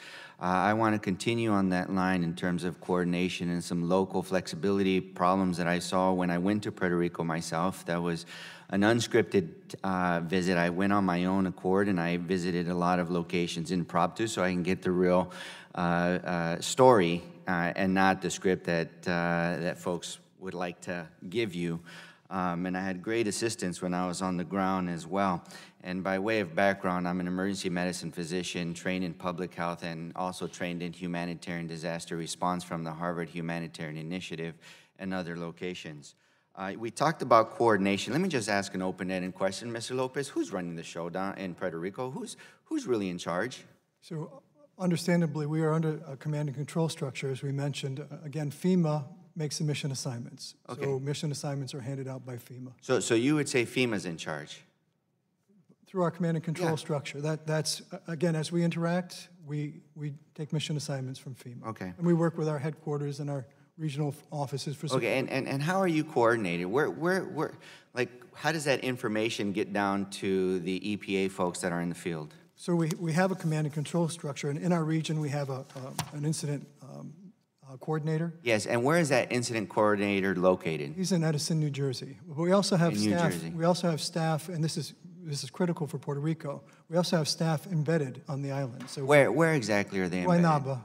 Guaynaba. And where else are they embedded? In San Juan? San Juan. So we have Okay. staff embedded there. We also have some staff. So, you know, the point I'm making is that when I was there, the number one thing you need is clarity in leadership and roles and responsibilities and having to bring in all the local players, as Mr. Coleman was talking about, and everybody in a very flexible, rapid response group. And I didn't see that in Puerto Rico. We're using a spoke and hub model that's basically run out of San Juan, very top-down heavy, information's being sent out, all the different agencies are working in silos. They weren't even communicating with each other. So there's things like you mentioned, obstacles in being able to reach certain geographic locations. I worked with the 82nd Airborne closely in Port-au-Prince right after Haiti. Those men and women can move mountains to get supplies anywhere in the world. And I didn't see that kind of coordination on the ground to get those supplies, to get the people where they needed to go. So here's what I'm proposing, and I'm speaking to everybody else, is, you know, the challenges of Puerto Rico are very different than the challenges in Houston and Florida. You don't have a large concentration of population with an infrastructure that's intact, electricity and communication. You still have the majority of people without power. You still have the majority of people who have difficulty finding that clean water. And you say some of the water systems are operational. What does that mean, operational? Because I've been into some hospitals, they say are operational, but that's only one floor of the 5 floors of the hospital, but yet people want to tout them as operational. So what we need to talk about is capacity, and what is the capacity of the infrastructure to reach how many people?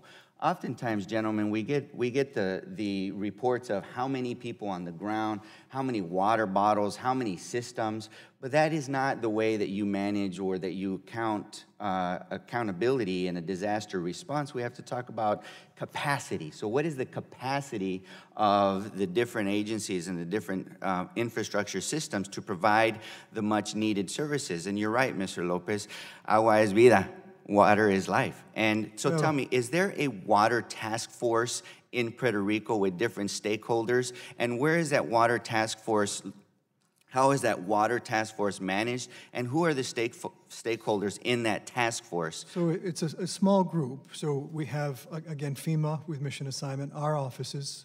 We work with the EQB, Environmental Quality, and with the state health, the territory health department. So those are the principal actors. Okay. And just Congressman, if I may, we are on track on a regular basis. We do regular meetings with the island, conference calls and interdiction. Great.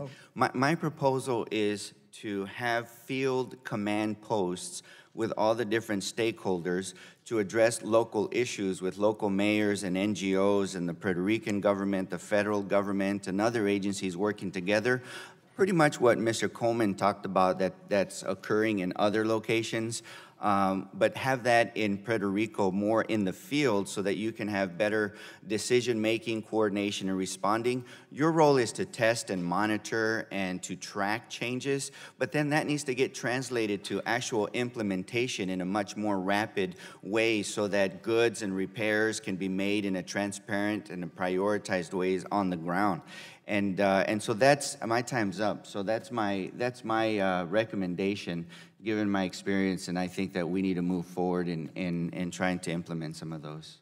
Thank you, Dr. Rees. I agree. We had a very similar hearing like this on the Energy Subcommittee, and the question I asked was who's in charge. Yeah, and I would have loved for... And right now, we heard FEMA, but then when I was on the ground, FEMA said Puerto Rico, and then Puerto Rico says FEMA. I don't disagree, and I wish that the administration would have just parachuted the 82nd there. I would have loved to have seen that, to some of the very small villages, and I think we all would have been best served. Then we could have worried about who's responsible later, but you need to get service there immediately.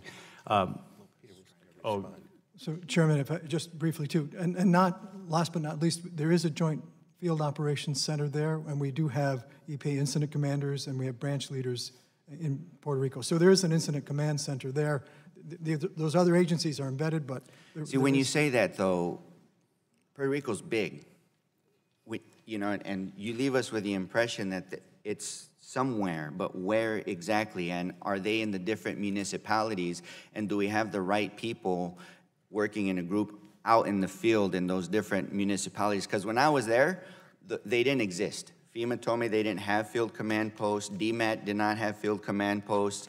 I spoke to different agencies that did not. They said that this would be a good idea and something that they would be very willing to work with. And I'm meeting with HHS later today to address this concept. Great, thank you. Thank you very much. Chair now recognizes the gentleman from Texas, Mr. Flores, for 5 minutes. Speaking of HHS, that's going to be my question.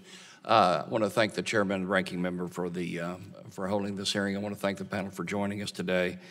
Under Emergency Support Function number 8, the Department of Health and Human Services, or HHS as it's commonly called around here, is the primary agency for ESF number 8 and includes support for potable drinking water, solid waste disposal, and other environmental issues related to public health. So I've got this question for Mr. Lopez, Glenn, and Mr. Coleman. Starting with Mr. Coleman, number 1, have you worked with HHS to carry out this function regarding providing potable water and also solid waste and debris removal in communities affected by hurricane damage this season? Yes, sir. We do work with HHS. As specific to Hurricane Harvey, as the state and FEMA determine the specific federal assistance that's necessary, in this particular response, that role of HHS was somewhat limited because of, the state capacity was quite extensive, and we had done a lot of coordination work with them. But embedded with my staff, I have 3 members from the Centers for Disease Control, and they coordinate and have reach-back capability to both the CDC headquarters and HHS in general as any issue comes up, and we're able to quickly address those and provide the support as requested by the state. Okay, thank you, Mr. Coleman. Mr. Lopez, do you have anything to add regarding ESF? The only thing I would say again is that HHS is part of the Unified Command Structure, so that they are immersed in that conversation. Our local engagement has been with the Puerto Rico Department of Health, so ultimately we do have the representation of health interests. Okay, Mr. Glenn, do you have anything to add? No, sir, I agree. It's part of that structure, and we've been working with them. Okay. Mr. Shaw, you gave us a breakdown of TCEQ's cost for dealing with the hurricane response, and you indicated that the funds to reimburse you would be coming from FEMA Has FEMA been a good partner in working with the state of Texas in dealing with the response and recovery efforts? Yes, and there's sort of various aspects of how that operates. We have in the initial public assistance reimbursement from FEMA about $700,000 anticipated for that cost, and that's the initial travel and what have you, working with the initial response. We also have a $15 million authorization from FEMA for us to work with EPA in dealing with the field operations, which includes a lot of our command and control, our assessment and location of containers displaced and what have you in the field operations. So $700,000 for the initial component and $15 million to work with EPA on those field operations. Okay. What could be improved upon in terms of that process? It sounds to me like it's worked pretty smoothly. Do you have any suggestions for improvement? It's working well. Communications is the primary issue, and we have a lot of lessons learned. So, yes, I think we'll learn more, but I think the key thing is point out one of the issues, for example, are lessons learned. We work very closely with EPA.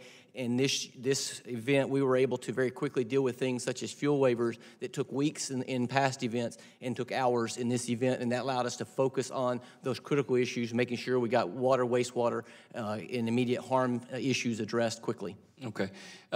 In this process, have you come across anything where Congress can help in terms of making statutory improvements to the Stafford Act or any other related federal statutes to deal with catastrophes like this?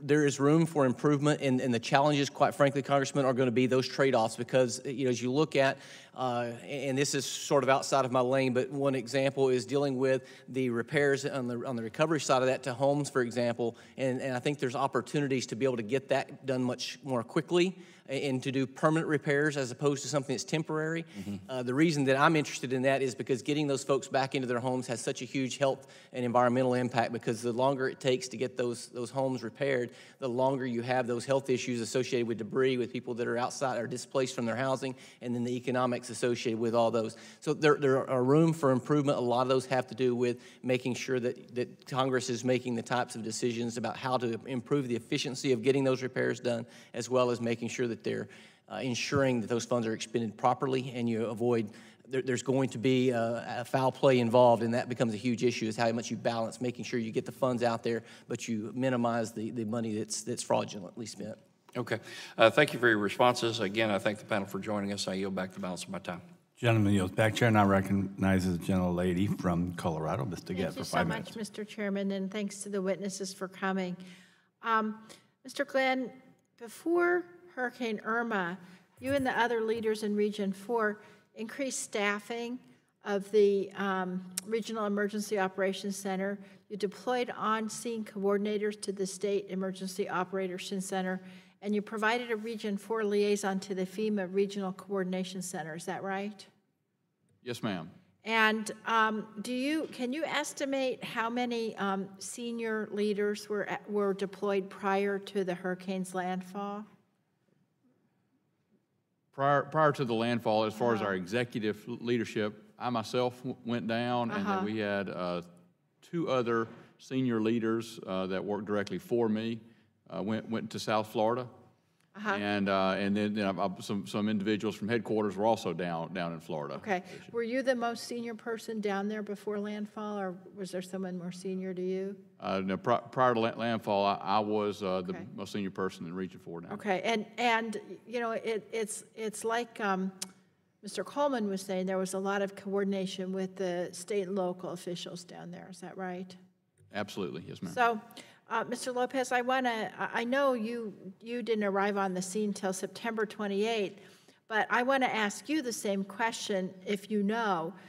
Before Hurricane Irma hit Puerto Rico, did the leaders in Region 2 increase staffing in the Regional Emergency Operations Center? So, again, I started actually on October 11th. Oh, okay.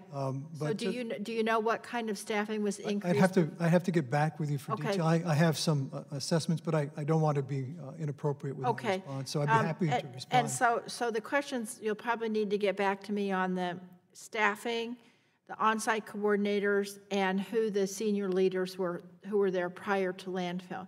The anecdotal evidence that we have is that whereas in Region 4, they were all there before it hit, in Region 2, what happened was they were all rushed, aside from the people who were already embedded there that you testified about before, that we were already behind the curve because we had to send a lot of people in. So if you can get me that information, that would be really helpful.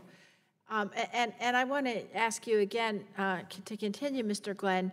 Now, on September 12th, there were 12 field hazard assessment teams conducting facility assessment support at chemical and oil storage facilities. Is that right?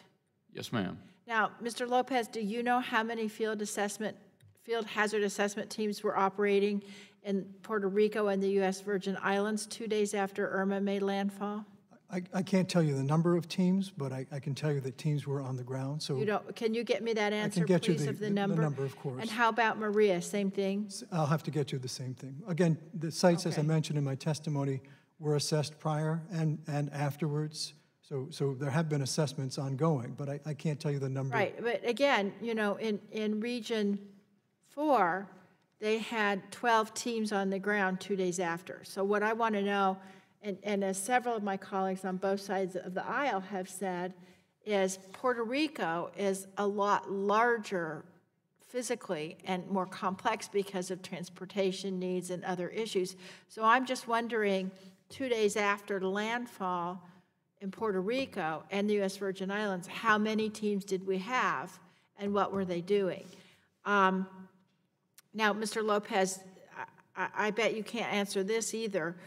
I'll do my best, ma'am. Do you know how many teams did Region 2 had in making boots on the ground assessments of Superfund sites 2 days afterwards, after Irma? As I mentioned, if you can get me that information too. We'll get you the specific numbers. Sure. But just to be clear, Congresswoman, there was a presence, and folks were on the ground assessing before and I'm after. certainly not trying to imply there was no presence. I understand. I just don't have the direct number. Like Mr. Glenn, correct me if I'm wrong, Region 4 had 6 teams on the ground on September 12th that were making boots on the ground assessment of Superfund sites. Is that right, Mr. Glenn? Yes, ma'am. So that's what I'm wondering, Mr. Lopez, and frankly, I'm a little concerned that you don't know. I realize you didn't come in till October, but we need to know how robust and how quick the response was. And the very fact that we're having this hearing, Mr. Chairman, and they can't answer any of these questions for Region 2, Region 4 has it Johnny on the spot, just goes to the concern that we're all expressing today. And if I can get your answers, maybe my concerns will be alleviated, but I fear that they will not. Thank you. I yield back.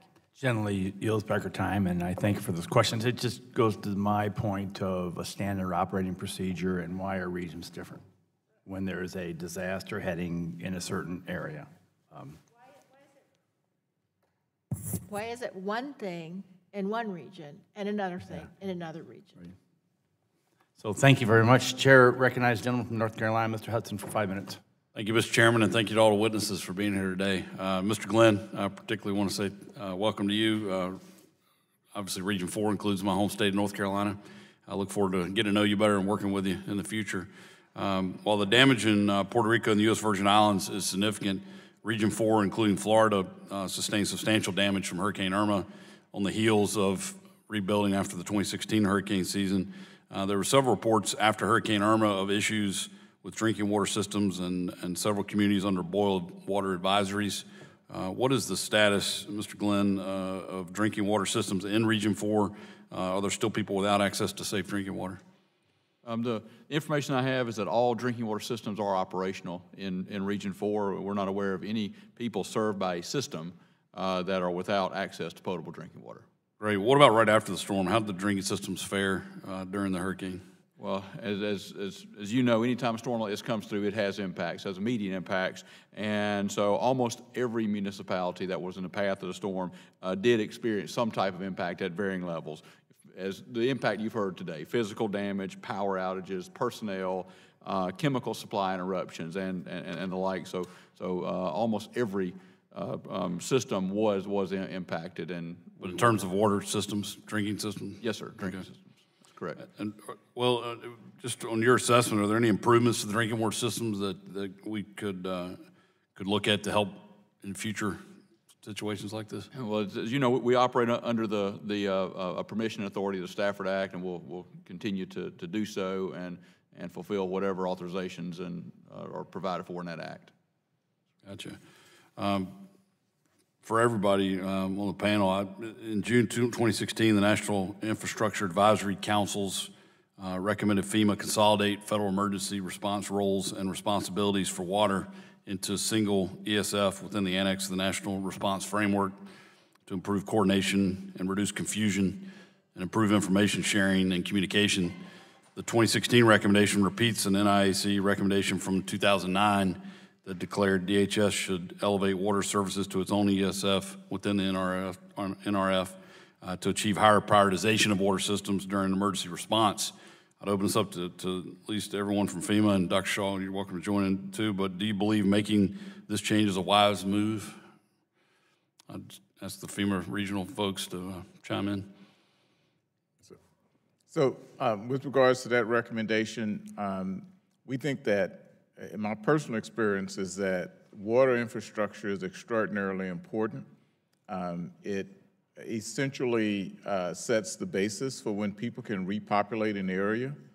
So, you know, I think it's very important. I don't have a specific opinion on if it should be its own emergency support function, but I think that working very closely with the state governor's office, et cetera, to make sure that in a response you restore service as soon as possible is the most important thing. So you don't want to say whether making it its own ESF would help with that coordination? I actually, from my personal experience, the coordination with the governor's office and the local officials is the most important coordination that needs to take place.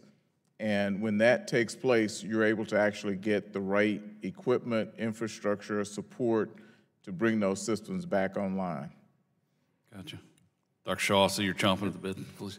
And I'm going to be supporting what Mr. Coleman echoed or said as well, and that is that I think the key point is in my state, it may be difficult for me to assess whether what that need would change because we have such a focus on water and wastewater as our initial response. In that, I'm thinking back through the days before, during, and after the landfall, and I had not identified the place where that would have changed things because we work cooperatively, and our mission is first and foremost to get out and assess those issues that are immediate harm, and key among those are water and wastewater systems and getting those back online. We have partners such as with the Texas, I always get this wrong, the Texas American Water Works Association, our Tex Warren system, which helps us to bring together different resources from different services that are available to get equipment in places.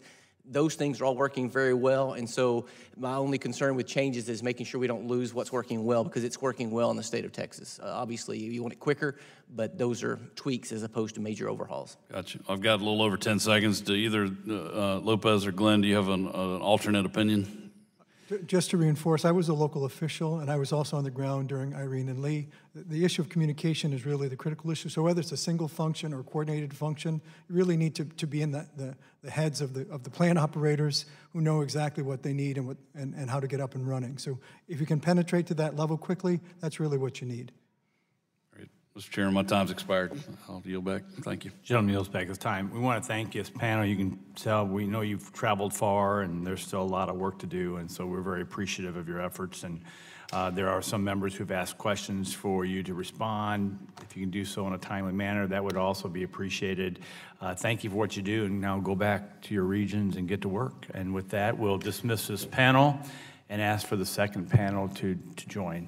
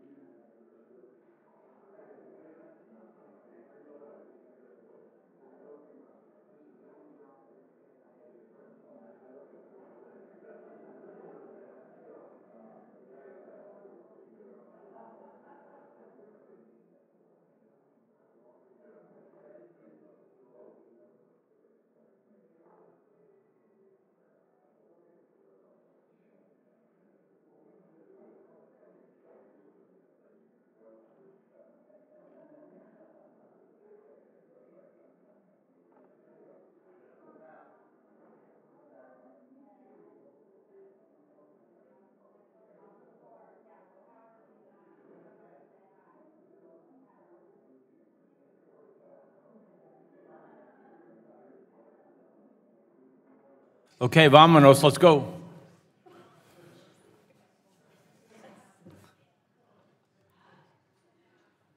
You Texas Aggies, get out of the hearing room.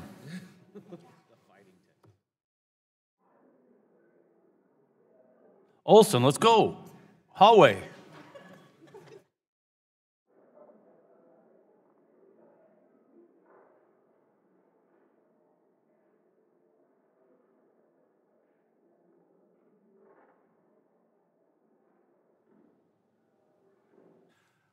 Okay, we want to thank all our witnesses for being here today, taking the time to testify before the subcommittee. Our second witness panel for today's hearing includes Mr. Mike Howe, Executive Director and Secretary-Treasurer for the Texas Section American Water Works Association, Mr. Mark Lichtenstein, Chief of Staff, Chief Sustainability Officer, State University of New York College of Environment, Science, and Forestry, Ms. Livia Enriquez de Valle, Executive Director of Corporación del Proyecto Enlace del Caño Martín Peña, and Mr. Trent Epperson, Assistant City Manager, Administration, City of Pearland.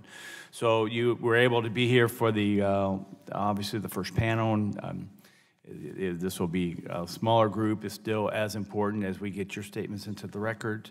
There'll be some of us who will be here to ask the questions, as you saw in the first panel. We do appreciate you being here. And with that, we will start with Mr. Howe. You're recognized for 5 minutes, and your full statement submitted for the record. You're recognized, sir. Thank you much, and good afternoon, Chairman Shimkus and members of the subcommittee. My name is Mike Howe. I'm the Executive Director of the Texas Section AWWA, and we manage the Texas Water Wastewater Agency Response Network, or TexWARN. The mission of TexWARN is to provide emergency preparedness, disaster response, and mutual aid assistance for water and wastewater utilities. TexWARN began after Hurricane Katrina, when it was apparent that the coordination and prioritization of water utility needs was disjointed under the existing national response framework. We in the water sector realized that we needed to develop a utility-to-utility mutual aid system. AWWA spearheaded the WARN initiative and collaborated with other stakeholders to facilitate the growth of WARN from the 2-state program in 2006 to the 50 programs we have nationwide today.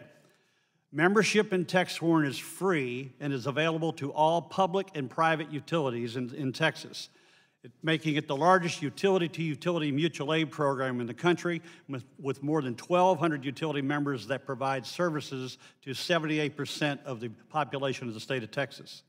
The Texas Section AWWA manages TexWARN and receives partial funding from the TCEQ via the State Revolving Fund Program to facilitate training and exercises. Hurricane Harvey made landfall as a Category 4 hurricane in Nueces and Aransas counties on August 25th, and as you know, meandered to the northeast over the upper Texas coast for 4 days. It presented water utilities with unique challenges. As the storm approached, we activated the TexWARN system on August 23rd. We first began preparing support teams for the inevitable aid requests. Ground zero for Hurricane Harvey was the small coastal town of Port Aransas. At daylight after the storm, the local water utility manager assessed the damage to the community and the water system. The power was out for the water pumps. One of the water supply lines from Corpus Christi was out of service, and the majority of the community's water systems were leaking. As Harvey crossed Aransas Bay, it brought significant similar damage to Rockport's water and wastewater system. The first major request for TexWARN came early Sunday morning on behalf of Port Aransas. The water system had to be operational before authorities could bring the population back. TexWARN contacted the San Antonio Water System, or SAWS, a little more than 2 hours away from Port Aransas, and its management agreed to send equipment and manpower to Port Aransas. In less than 24 hours, SAWS had deployed 20 field staff, and by Friday of that week, they had completely restored service. SAWS also responded to Rockport, performing repairs to its water and wastewater systems. TexWARN arranged to relieve SAWS crews after 10 days from this grueling work with crews from the Austin Water Utility. During the nearly 2-week response period, TexWARN was fully activated. We managed more than 50 similar requests for large and small systems. We're very pleased with our response to operations during Harvey, but there's always room for improvement. Specifically, I would like to call your attention to how the needs of the water sector are prioritized and coordinated as part of the National Response Framework, or NRF. The current organizational structure of the NRF largely reflects the 1992 Federal Response Plan prepared by FEMA. That was 25 years ago. The experiences of the water sector since then suggest that this current model requires a thorough review and update. The loss of drinking water and wastewater services compounds the complexities of all response activities and impacts the ability of first responders to sustain shelters, hospitals, and other first responding units. Therefore, prioritizing the recovery of water and wastewater service is essential to bringing normalcy and commerce back to any community. The disaggregated approach under the National Response Framework means that no single entity at the federal level has total responsibility for the water mission. This is our issue, and others at the federal level have also recognized this. In 2009, the National Infrastructure Advisory Council recommended the Department of Homeland Security elevate water services to its own ESF category within the National Response Framework. 7 years later, the NIAC recommended that DHS direct FEMA to consolidate federal emergency response roles and responsibility into a single ESF. Implementing these recommendations would be consistent with the approaches applied for similar critical infrastructure such as transportation, communications, and energy. We urge Congress, with its oversight jurisdiction and responsibilities, to direct FEMA to reconsider how the NRF is used to support disaster response and recovery. This is vital to protecting public health, the environment, and all the communities we serve. And thank you very much. Thank you, sir. Now I'd like to recognize Mr. Mark Lichtenstein from the State University of New York. You're recognized for 5 minutes. You pronounce my name better than I do. Thank you. Chair Shimkus, Chair Walden, ranking members Tonko and Pallone, and honorable subcommittee members, thank you for the opportunity to participate. Having just returned from Puerto Rico and the Virgin Islands, I have many observations and concerns, but today I'm only going to focus on disaster debris. I have more than 3 decades of waste management experience, including with disasters.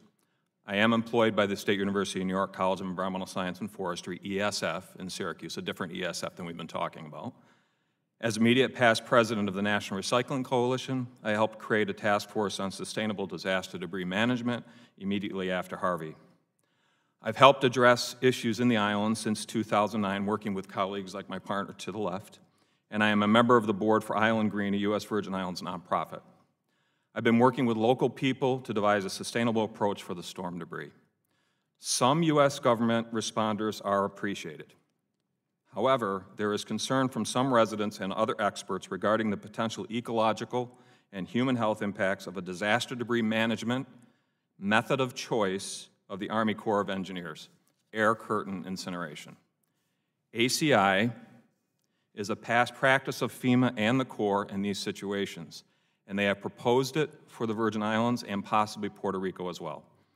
This would add insult to injury, especially considering that much of the debris is clean vegetation. There are better ways. During Superstorm Sandy in New York City, the Corps planned to use ACIs continuously for 4 months, but they stopped after 1 month because they could not get them to function properly.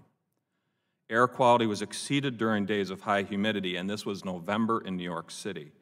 Humidity is routinely extremely high in the islands. Local people and others are concerned that ACIs will emit pollutants that could cause pulmonary aggravation, particularly for individuals with asthma or cardiac diseases. Diesel and gasoline generators, which we've heard about already today, and exposure to indoor mold are already aggravating existing respiratory conditions. If burning moves forward in any manner, appropriate agencies should be asked to address potential health issues, especially regarding existing conditions. The Agency for Toxic Substances and Disease Registry should be requested to do a review of the health impacts of burning before it commences. EPA should be asked to establish air monitors downwind of the burners, and burning should not commence until monitors are established and EPA immediately shares results with the public. Much of the topsoil has been lost through stormwater. They have been hammered with rain since the hurricanes. So it's critical that the vegetative debris remain to help replenish the soil that the plants of the islands need. When considering options like burning, it is essential to incorporate externality costs, costs for which it's hard to calculate an immediate number, like climate change, the impacts of depleted soils on the ecosystem, or health effects of air pollution. These impacts can be reduced through other viable options, and this is one reason groups like the National Recycling Coalition have opposed ACIs. FEMA and the Corps have said they will take the governor's lead. Many in the Virgin Islands have asked their governor to oppose incineration. Experts from Puerto Rico, the Virgin Islands, and stateside have worked to develop a viable alternative, including recovery of hardwood and then mulching and composting. This all can be done safely and efficiently. Composting is a process that nature has perfected over millions of years. It has been successful in many locations at large scales and with other disasters like Superstorm Sandy. Puerto Rico officials are working towards a similar sustainable plan. Providing a valid option to incineration can serve as a positive framework for other disaster-impacted areas in the future, and that's key. And it represents a new sustainable scheme for debris and waste on the islands going forward. This is a once-and-done opportunity to get a leg up on acquiring the infrastructure needed for management of the island's long-term organic waste problem, which is about 50% of the island's normal waste stream. This gets to the questions about landfills earlier. To help this sustainable option move forward, assistance could come in the form of a waiver of the matching funds requirement for the next 18 months while the islands build towards this more resilient and future-focused infrastructure. Right now, FEMA is requiring the debris management solution to be fully implemented in 180 days, and this is considered unrealistic for composting or burning. The residents and visitors of Puerto Rico and the Virgin Islands deserve our focused attention. They deserve clean air and a healthy ecosystem. The hurricanes were certainly not desired, but this is a great opportunity to build a more resilient and sustainable future so that the islands can come back better than before. Thank you on behalf of my institution, ESF, and SUNY, and we stand ready to assist the subcommittee as it continues its work. Thank you very much. Next, we'd like to turn to, I don't know if it's Senora or Senorita. Senora? Rodriguez de Valle. You're recognized for 5 minutes. A disaster within a disaster. One moment, please. Just press a button there. You'll be Thank fine. you. I'll start again. A disaster within a disaster. That is what the 8 densely populated communities along the Caño Martín Peña and others that were already under environmental distress prior to Irma and Maria have been experiencing since the hurricane struck. The 25,000 U.S. citizens living along the eastern half of the Martín Peña tidal channel already feared rain. They knew about flooding. An average of twice a year, heavy rainfall translated into severe floods with wastewater. Accounts of raw sewage coming out of the shower and toilets, or of waking up in the middle of the night to a wet bed and water to your knees and waist were common. They knew having to dry a wet mattress in the sun to have somewhere to lay down to sleep at night. They also knew disease. The prevalence of gastrointestinal disease in the Caño was of 31% in 3 months, compared to 20% in a full year for Puerto Rico. 44% of the children 5 years of age and under living close to the Caño had asthma. People had experienced the dengue fever, Zika, and chikungunya epidemics. There had been reports of leptospirosis, a disease transmitted mainly by contact with the urine of rats and other animals, and which can be fatal. The Martín Peña Channel stretches for 3.7 miles across San Juan, connecting San Juan Bay, where Puerto Rico's busiest port is, to the inland San Jose Lagoon to the east, vital for the stormwater management of the adjacent Luis Muñoz Marin International Airport. It is part of the San Juan Bay Estuary, recognized by the EPA for its national significance. From a 200 to 400 feet wide navigable channel, today it is barely 5 feet wide in some areas. Adjacent communities lack sewer systems, and the stormwater system is collapsed. The San Jose Lagoon has lost superficial area and depth, increasing the risk of floods at the airport and other communities throughout San Juan. As if history were to repeat itself, almost a century ago, after 2 major hurricanes and in the midst of an economic depression, peasants migrated to San Juan, and the wetlands along the Caño became home. Prior to Maria, the barrios, which survived decades of eviction and gentrification, were already a symbol of resiliency, empowerment, and grassroots organization. Residents engaged in an unprecedented participatory planning process that led to the creation of the Comprehensive Development Enlace Caño Martín Peña project. Since then, together with the public and private sectors, they moved forward an agenda of long-term resiliency that has the potential of transforming the city by reconnecting its navigable bodies of water. Recovering the Caño with participation means healthier and safer conditions for the residents, without fear of gentrification, thanks to an innovative community land trust recognized last year with the United Nations World Habitat Award. And then Irma and Maria struck. Close to 1,000 families lost totally or partially the roofs to their homes. Approximately 75 homes were totally destroyed. The communities experienced another severe flood with raw sewage, only that this time around it lasted for 4 days. Approximately half of the trees along the Caño fell, and together with the debris from the destroyed houses, further blocked the Caño and the storm sewers. Since Maria, it only takes 15 minutes of rain for floods to start. It even floods on a sunny day. We already have had 2 significant floods in the past 2 months, which have been affecting other areas of San Juan as well.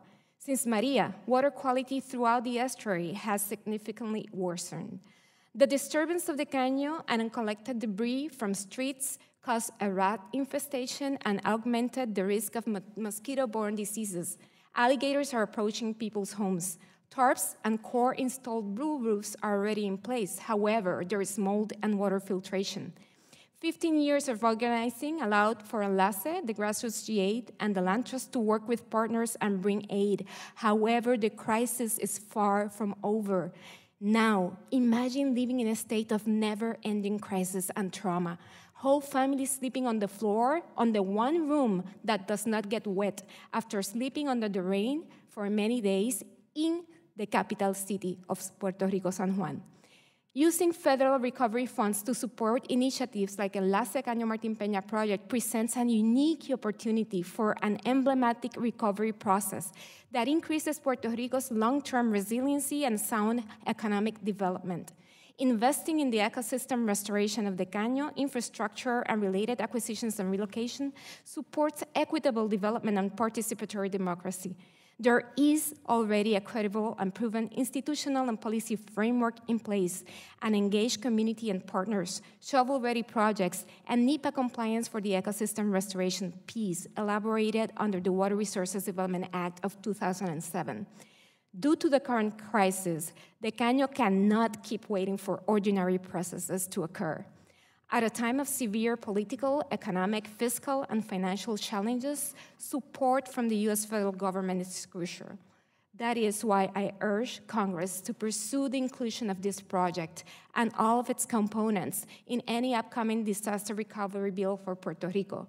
This project is necessary and should be a priority due to its serious repercussions in the San Juan Bay Estuary, public health, and safety. And finally, I want to stress the importance of ensuring that any funding related to Martín Peña or other communities in similar situation promote on-site resilient recovery rather than displacement and gentrification, and for assistance policies to be context-sensitive, to allow for a just and equitable disaster recovery. We are concerned that FEMA individual assistance programs requiring families in need for housing to live outside the floodplain can make families in desperate need to leave their communities. When this happens in areas where resilient on-site alternatives are feasible and that have been under pressure of displacement and gentrification due to their strategic location, those who have struggled for their lands for decades can end up being uprooted. No person should live fearing the rain, and no community should be displaced when there is an alternative at hand. With your support, long-term solutions that also keep help Puerto Rico face its economic crisis, such as this project, will become a reality. On a future visit to Puerto Rico, I do invite you to come and visit the work we've done. Thank you. Thank you very much. Now I'd like to turn to Mr. Epperson. You're recognized for 5 minutes. Good afternoon, Chairman and members of the subcommittee. My name is Trent Epperson. I'm the Assistant City Manager with the City of Pearland in Texas, and I'm pleased to be invited here today to present to you the effects of Hurricane Harvey as it occurred in the City of Pearland. especially as it relates to critical water and wastewater infrastructure and the need to make that infrastructure resilient and redundant. The city of Pearland is a suburban city of about 120,000 residents just south of the city of Houston. It's been one of the fastest growing communities in the nation over the past 15 years. We've grown from a population of about a little over 30,000 in the year 2000 to today over 120,000, to where we're the third largest city in the Houston metro area. During Hurricane Harvey, with its unprecedented flooding, Pearland experienced structural flooding affecting over 1,700 residents, 50 businesses, and flooding to critical infrastructure, including 2 wastewater treatment plants. Most of the flooding occurred along Clear Creek, which, germane to this subcommittee, is a 303D listed impaired water body for bacteria. With a 500-year storm event, it was estimated before this storm that about 7,000 residents in the Clear Creek watershed would flood. I believe we saw that or more in Pearland and the downstream communities. There is, however, a U.S. Army Corps of Engineer drainage project that's been on the books since the 60s, but yet to be funded. Based on the studies associated with that project, approximately half of those residents that flooded in the watershed would likely have been spared during Hurricane Harvey. Additionally, critical infrastructure within the watershed would not have flooded and failed as well. Although the city of Pearland has grown rapidly, our new development and our new infrastructure follows current codes and standards. The result was that in those newer areas, we experienced very minimal flooding, and that's in areas where we've added tens of thousands of new rooftops over the past 15 years. So we see that along with the completion of the Clear Creek Drainage Project, what is needed is funding for continued sound investment in resilient and redundant critical infrastructure, especially to bring the older infrastructure to current standards. The most critical of those infrastructure pieces are our water, wastewater, and the automated systems that control that infrastructure. It is a critical life safety issue for any city to have the ability to deliver clean, safe drinking water during a disaster.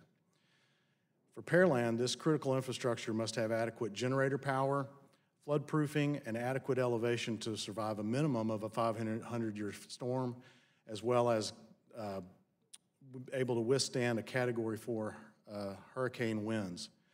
During Hurricane Harvey, our water system performed very well, with only one water well sustaining minor damage due to power surging. We never lost pressure, and we were always able to deliver that clean, safe drinking water. Unfortunately, some of our adjoining communities and the smaller water systems around us were unable to do that and did have to issue boil water notices. Additionally, continuity of service in treating wastewater is critical for citizens sheltering in place and the return of evacuees when they come back to their homes.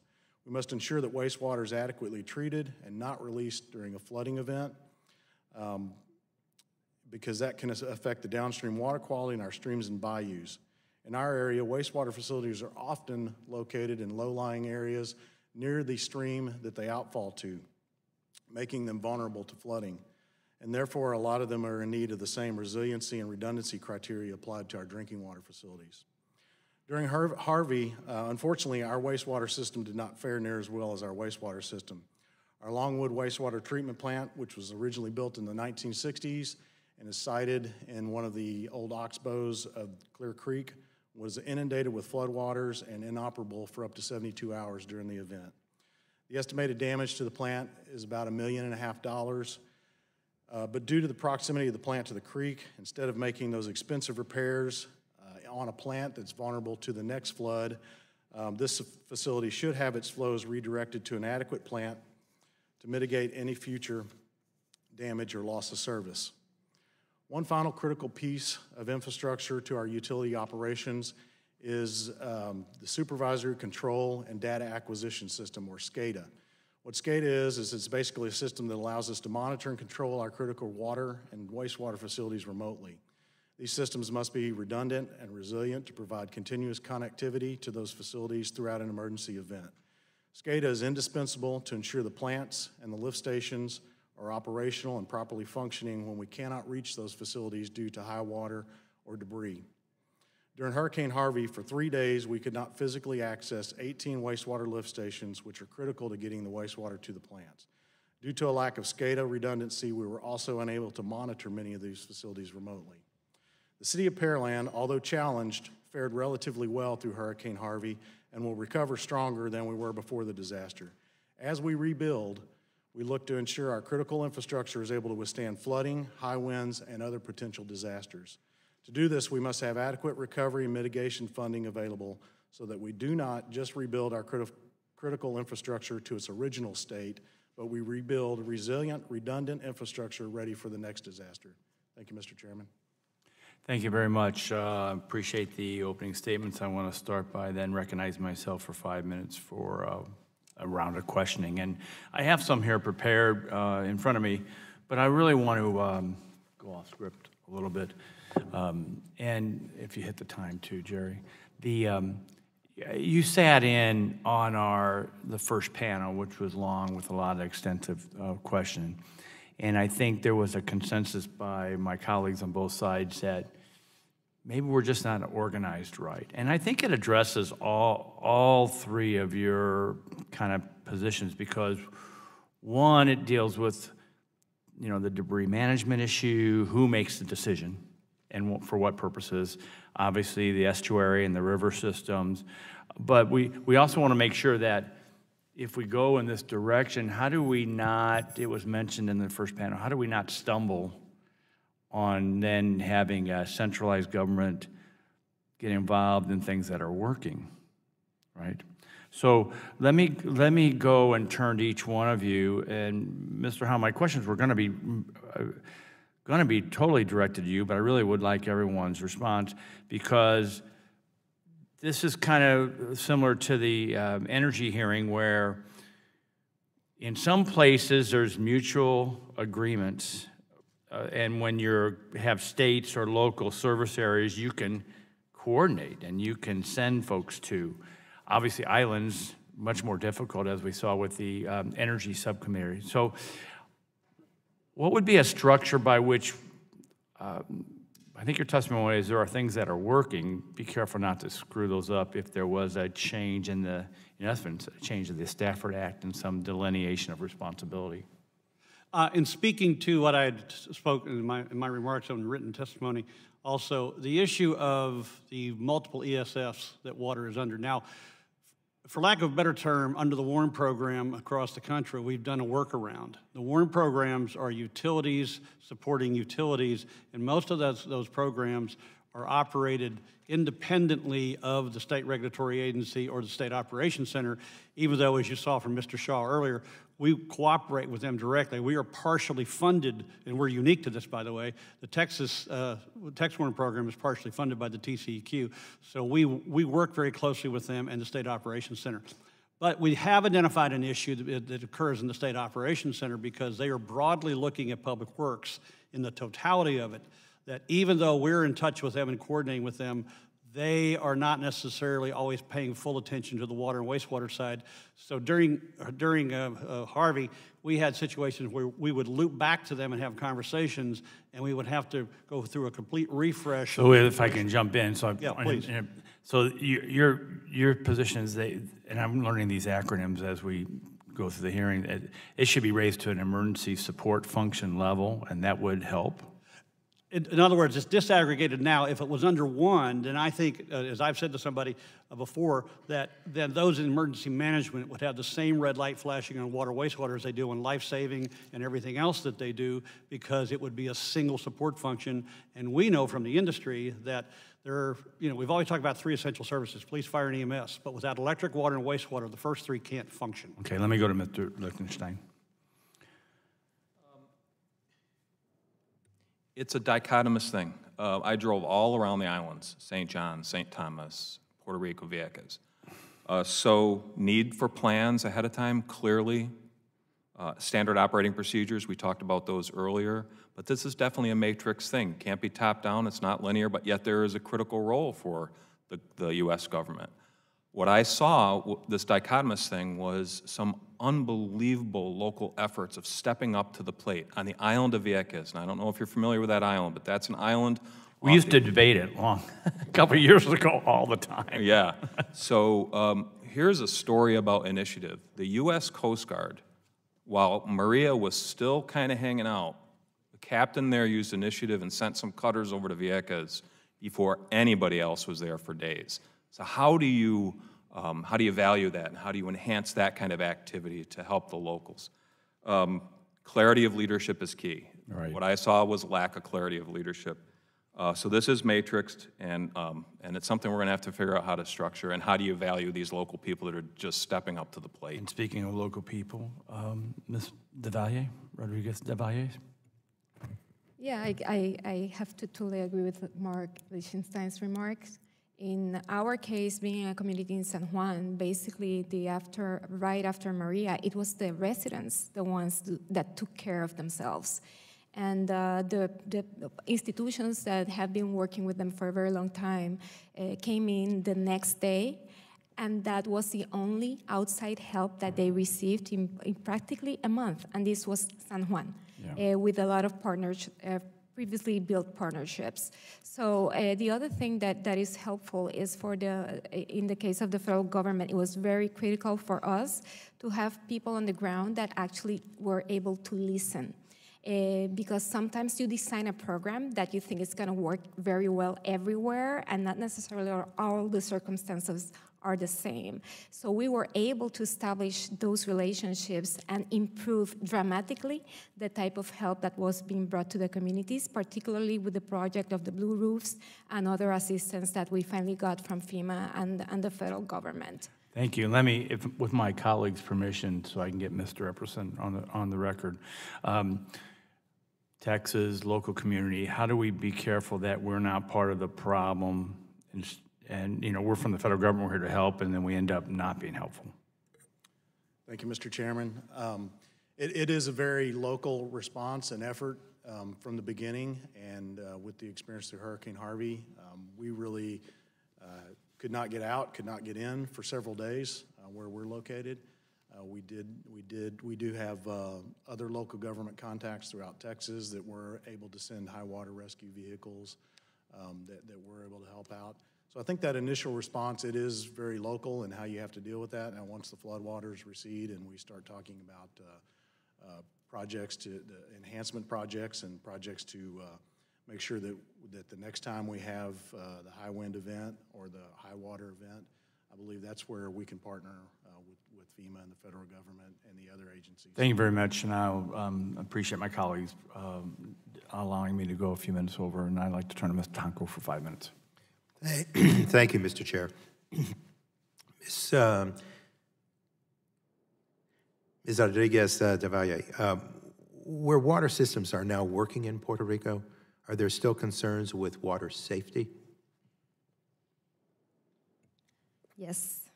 Yes, and people are being told to boil the water before consumption, but when you have no power at home, you know, and the gas is limited, it's very hard to comply with those basic health measures. I've heard that there are over 200 independent water systems in Puerto Rico, but they serve a very small percentage of the population. Can you characterize the types of communities or people served by independent non-PRASA water systems? Well, I'm not an expert in this, but from my knowledge, these are areas, particularly in the mountainside of Puerto Rico, where it was very difficult to provide formal services. So the families did community aqueduct systems decades ago, and they have been living on those for a long time. Thank you. And Mr. Epperson, your testimony mentioned that you need to make $1.5 million worth in repairs to your wastewater treatment plant.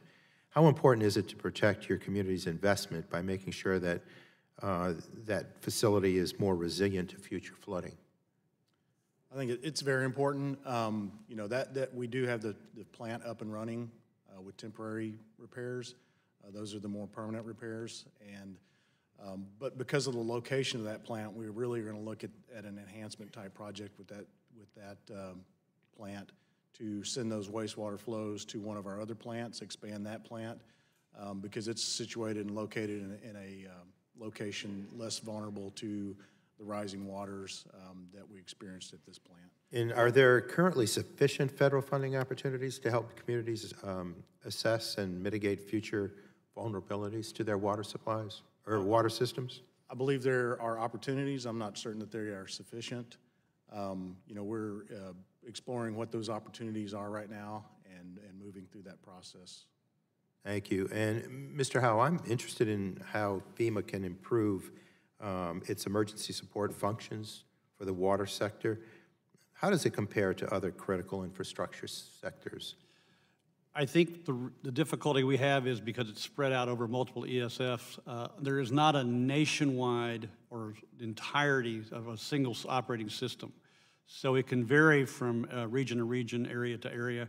As I mentioned, we're successful in Texas because we've made it happen that way. But it's not consistent. So there needs to be a consistent structure of how that works, and we believe under a separate ESF that would happen. So. Thank you. And Mr. Lickenstein, what types of pollution can occur from burning debris?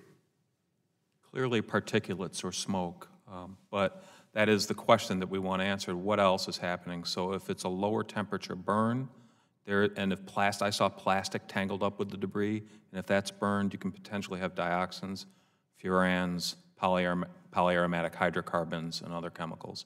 But that really needs to be looked at. Thank you. And I imagine that space is at a premium in areas like Puerto Rico and the U.S. Virgin Islands. What is the current state of landfills there? And what particular challenges exist because of the land challenge itself? Yeah, I can't speak with authority to the landfills, but I do have some knowledge. Some of them are really exceeding capacity and exceeding federal regulations. Others are well run and doing fine. On the main island of Puerto Rico, of course, has more land than the other islands. In Virgin Islands, there are serious issues. There are only 2 landfills, one on St. Croix and one on St. Thomas. Both have capacity issues and operational issues, so that is a big concern on those islands. Thank you. And Ms. Rodriguez-Silveira, if you had one recommendation to this subcommittee or to the committee in general, what would it be in regard to what you see right now in Puerto Rico?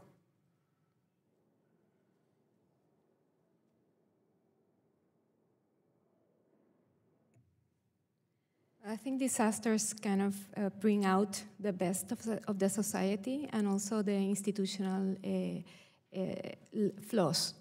And we're seeing a little bit of that currently in Puerto Rico, not only regarding the way in which we have been able to address the crisis.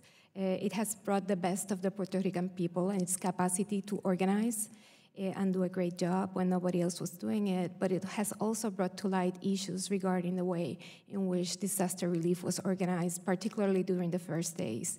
It seemed to many of us living there that there was a lot of disorganization, and some of the decisions actually delayed assistance to the people who needed it the most. I also wanted to add one point regarding Mr. Shimku's question, and it has to do with federal government aid actually being able to be culturally sensitive. Something as simple as having FEMA officers visiting people's homes to speak Spanish, because most people in Puerto Rico do not understand English, and sometimes decisions were being done regarding the type of aids that these families received with a language barrier in the middle. So perhaps that curtailed the ability of many of them to be able to actually get the help they needed. Thank you very much, and with that, I yield back, Mr. Chair. Chair, thanks, gentlemen. Chair, I recognize gentleman from Texas, Mr. Olson, for 5 minutes. I thank the chair. I'm going to open with a praise and Texas brag about a friend and a leader back home in Texas 22, Trent Epperson. And Trent, I should give you proper Aggie greeting. Howdy, my friend. Welcome. Trent is the assistant city manager of Pearland, Texas. As you mentioned, Pearland is the largest city in Brazoria County with over 120,000 people and growing rapidly. Trent hopes to run their $500 million capital budget in his role overseeing both the city's public works and utilities department. Trent, we're so proud of Pearland and Brazoria County's response to Hurricane Harvey. Please tell the committee how many people died in Brazoria County because of Hurricane Harvey. There were no people that died in Brazoria County during Hurricane Harvey. 0, nada, nil, no deaths. That's amazing, despite 5 feet of rain in parts of Brazoria County. Is that correct? Yes, sir. Okay, now the fun stuff, the questions. What kind of help did you get immediately after Harvey hit outside of Brazoria County? From the federal government, from the EPA, maybe from FEMA, from other states, other entities? What would you change about the storm response lines of communication now for the next storm that's coming? We know it's coming. As far as immediate help, I think it was mostly locals that we were able to do all of the immediate response needs. We have been working with FEMA, meeting with them on a weekly basis since then. I believe that process for the immediate needs and the debris removal and developing our damage assessments is moving forward. One of the areas where I think that moving forward we want to improve, as well as working with the feds improve, is buyout program, where we, it is in the past been a kind of a sporadic, when there's a disaster, we move forward with a buyout program. It occurs several months to maybe more than a year after the actual event itself. And so we see a need for accelerating that. There are people that are out of their homes right now and don't know whether to repair those homes and make those repairs because they don't know whether there's a buyout opportunity or not. So I think the ability to accelerate that and have that as an ongoing program, even when there's not a disaster that just occurred, would really help from a local perspective. Anything else you wish from Washington, what we could do better to help you guys get through that? Because you guys were awesome, but we can help you, I think, a lot more, much quicker. I mean, it just seemed like over and over people call me up. I can't get somebody to come out to my house to look at my house and assess the damage. For example, Pearland had 4 large dump trucks going that heavy water. 3 were flooded out. You're down to 1 dump truck. And so I guess, we're trying to get resources to you. Anything we can improve on here in DC, because y'all did great, but we want you to do better. We can help, I think. Yes, sir. I think any of those resources would help. Previous panel, Trent talked about planning scenarios with TCEQ and EPA. Has Pearland been involved in any of those? Have you been involved at that level, planning for another hurricane like Harvey? Have you been involved in that, or are you sort of outside looking in? We work, with our local county emergency management, as well as with the Texas Department of Emergency Management. But we haven't had any direct contact or work with those folks preparing for an emergency. Have you had just your plans for an 800-year flood as opposed to a 500-year flood or a 100-year flood? I mean, how much have you adapted to what happened in August with Hurricane Harvey? I think the big thing we've recognized is that our newer infrastructure designed to current standards fared very well, even with the unprecedented flooding. And that it's our areas that have been there for many decades, that were designed to other standards or before standards were in place, that were mostly affected, and that those are the areas we want to concentrate on for future drainage improvement projects, as well as other resiliency projects to make sure that those areas also are able to withstand the same type of flooding. Of greatest importance to that is the Clear Creek project, which is a project sponsored by the Harris County Flood Control District, and I believe that project has been submitted for federal funding to move forward after this event. I'm out of time, and I want to say, Giga, my friend, thank you. Giga, thank you. The chairman now turns to another Texan, Mr. Green, for 5 minutes.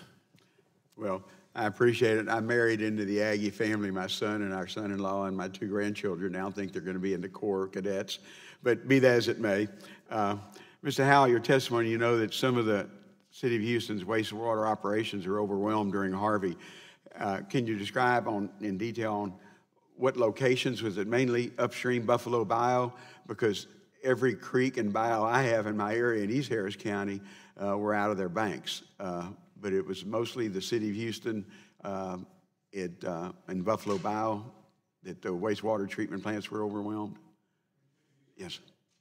It's my understanding that on the west side of Houston, the wastewater plant was flooded out. Part of that was due to controlled flooding out of the Addicks Reservoir, as you're familiar with that area over there.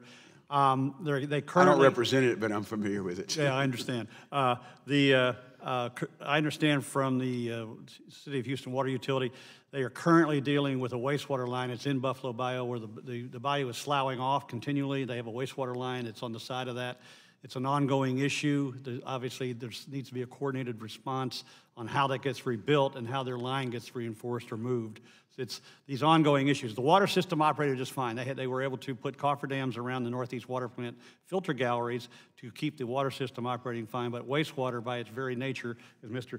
Epperson mentioned, are built in lower level areas, and they had some significant flooding, particularly in Houston's lift stations too. Because we have untold number of water districts outside the city limits of Houston or Pasadena, and I know because they are built on the bayou, close to where they treat the effluent, and they have permits to go into the bayous. Do you have any idea on how many of those were also impacted? I don't have specific numbers. The difficulty in our response during Hurricane Harvey obviously was that there was a delayed response. No one could do an assessment until the floodwaters went down. Many of those operations were obviously shut down when the flooding started, but it doesn't mean there wasn't a pollutant. I don't have specific numbers, though. Okay. Well, I have the eastern part of the county, and like I said, I can give you the watersheds from the bayous, but Buffalo Bayou and the Port of Houston actually runs right in the middle of our district. And whether it be Brays or Sims Bayou looked like it was the one that didn't flood as bad as Brays. And on the north side, I have Greens Bayou, Carpenter's Bayou in Channelview, Hunting Bayou, and I grew up in Houston. I'm familiar with all these areas. All these, and all of them were, and these were multiple flooding experiences. And we continue to work with the Corps of Engineers and, of course, our Harris County Flood Control District. That a lot of our neighboring counties don't have flood control districts, but in Harris County we pay property taxes to be able to have drainage ditches and take care of our bayous along with a partnership with the Corps. So it's a big challenge. Mr. Howell, in your testimony, you said that the city of Houston was overwhelmed.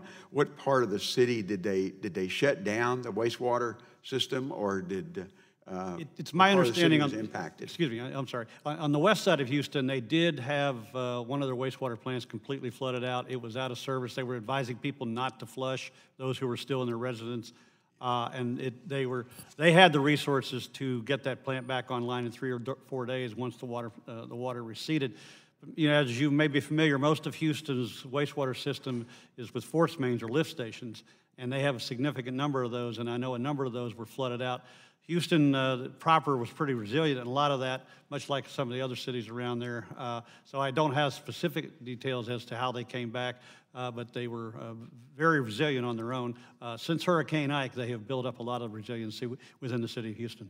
Well, in Harris County also many years ago, because we recognized we were subsiding, right. The city of Houston is now almost totally on surface water, right. And they have their surface water rights. I know Pasadena, I represent, complains about having to pay high water rates from the city of Houston.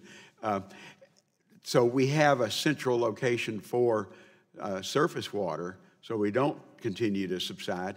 Do you think there should be an effort to try and create mega wastewater treatment facilities and partner with the untold number of water districts that we have and see how that would work?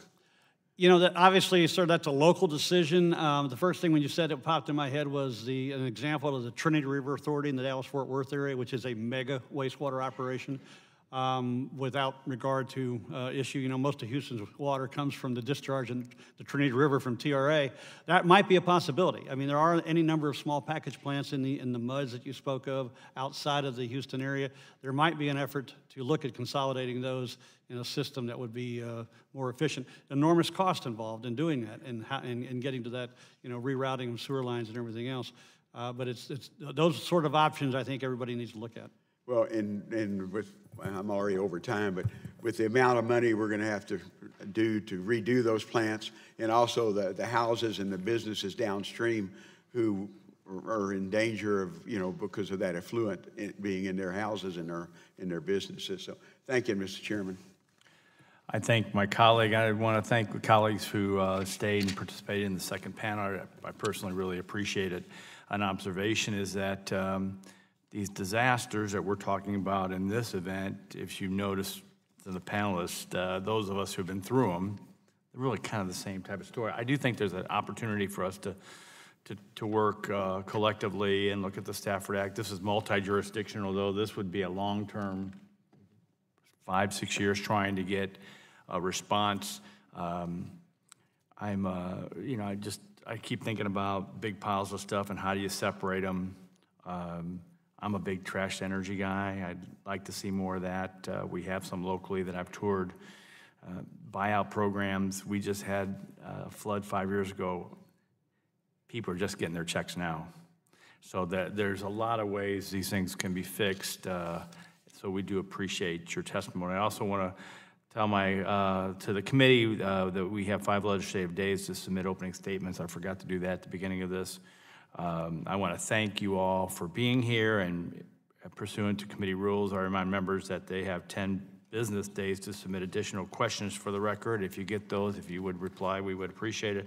And I ask that you submit your responses within 10 business days upon receipt of the questions. Of course, if you can't use your electric stuff because you're in a place where there's no electricity, that might be a challenge. But we do appreciate you being here. There's a lot of work for us to do. Thank you for your time, and with that, I'll adjourn the hearing.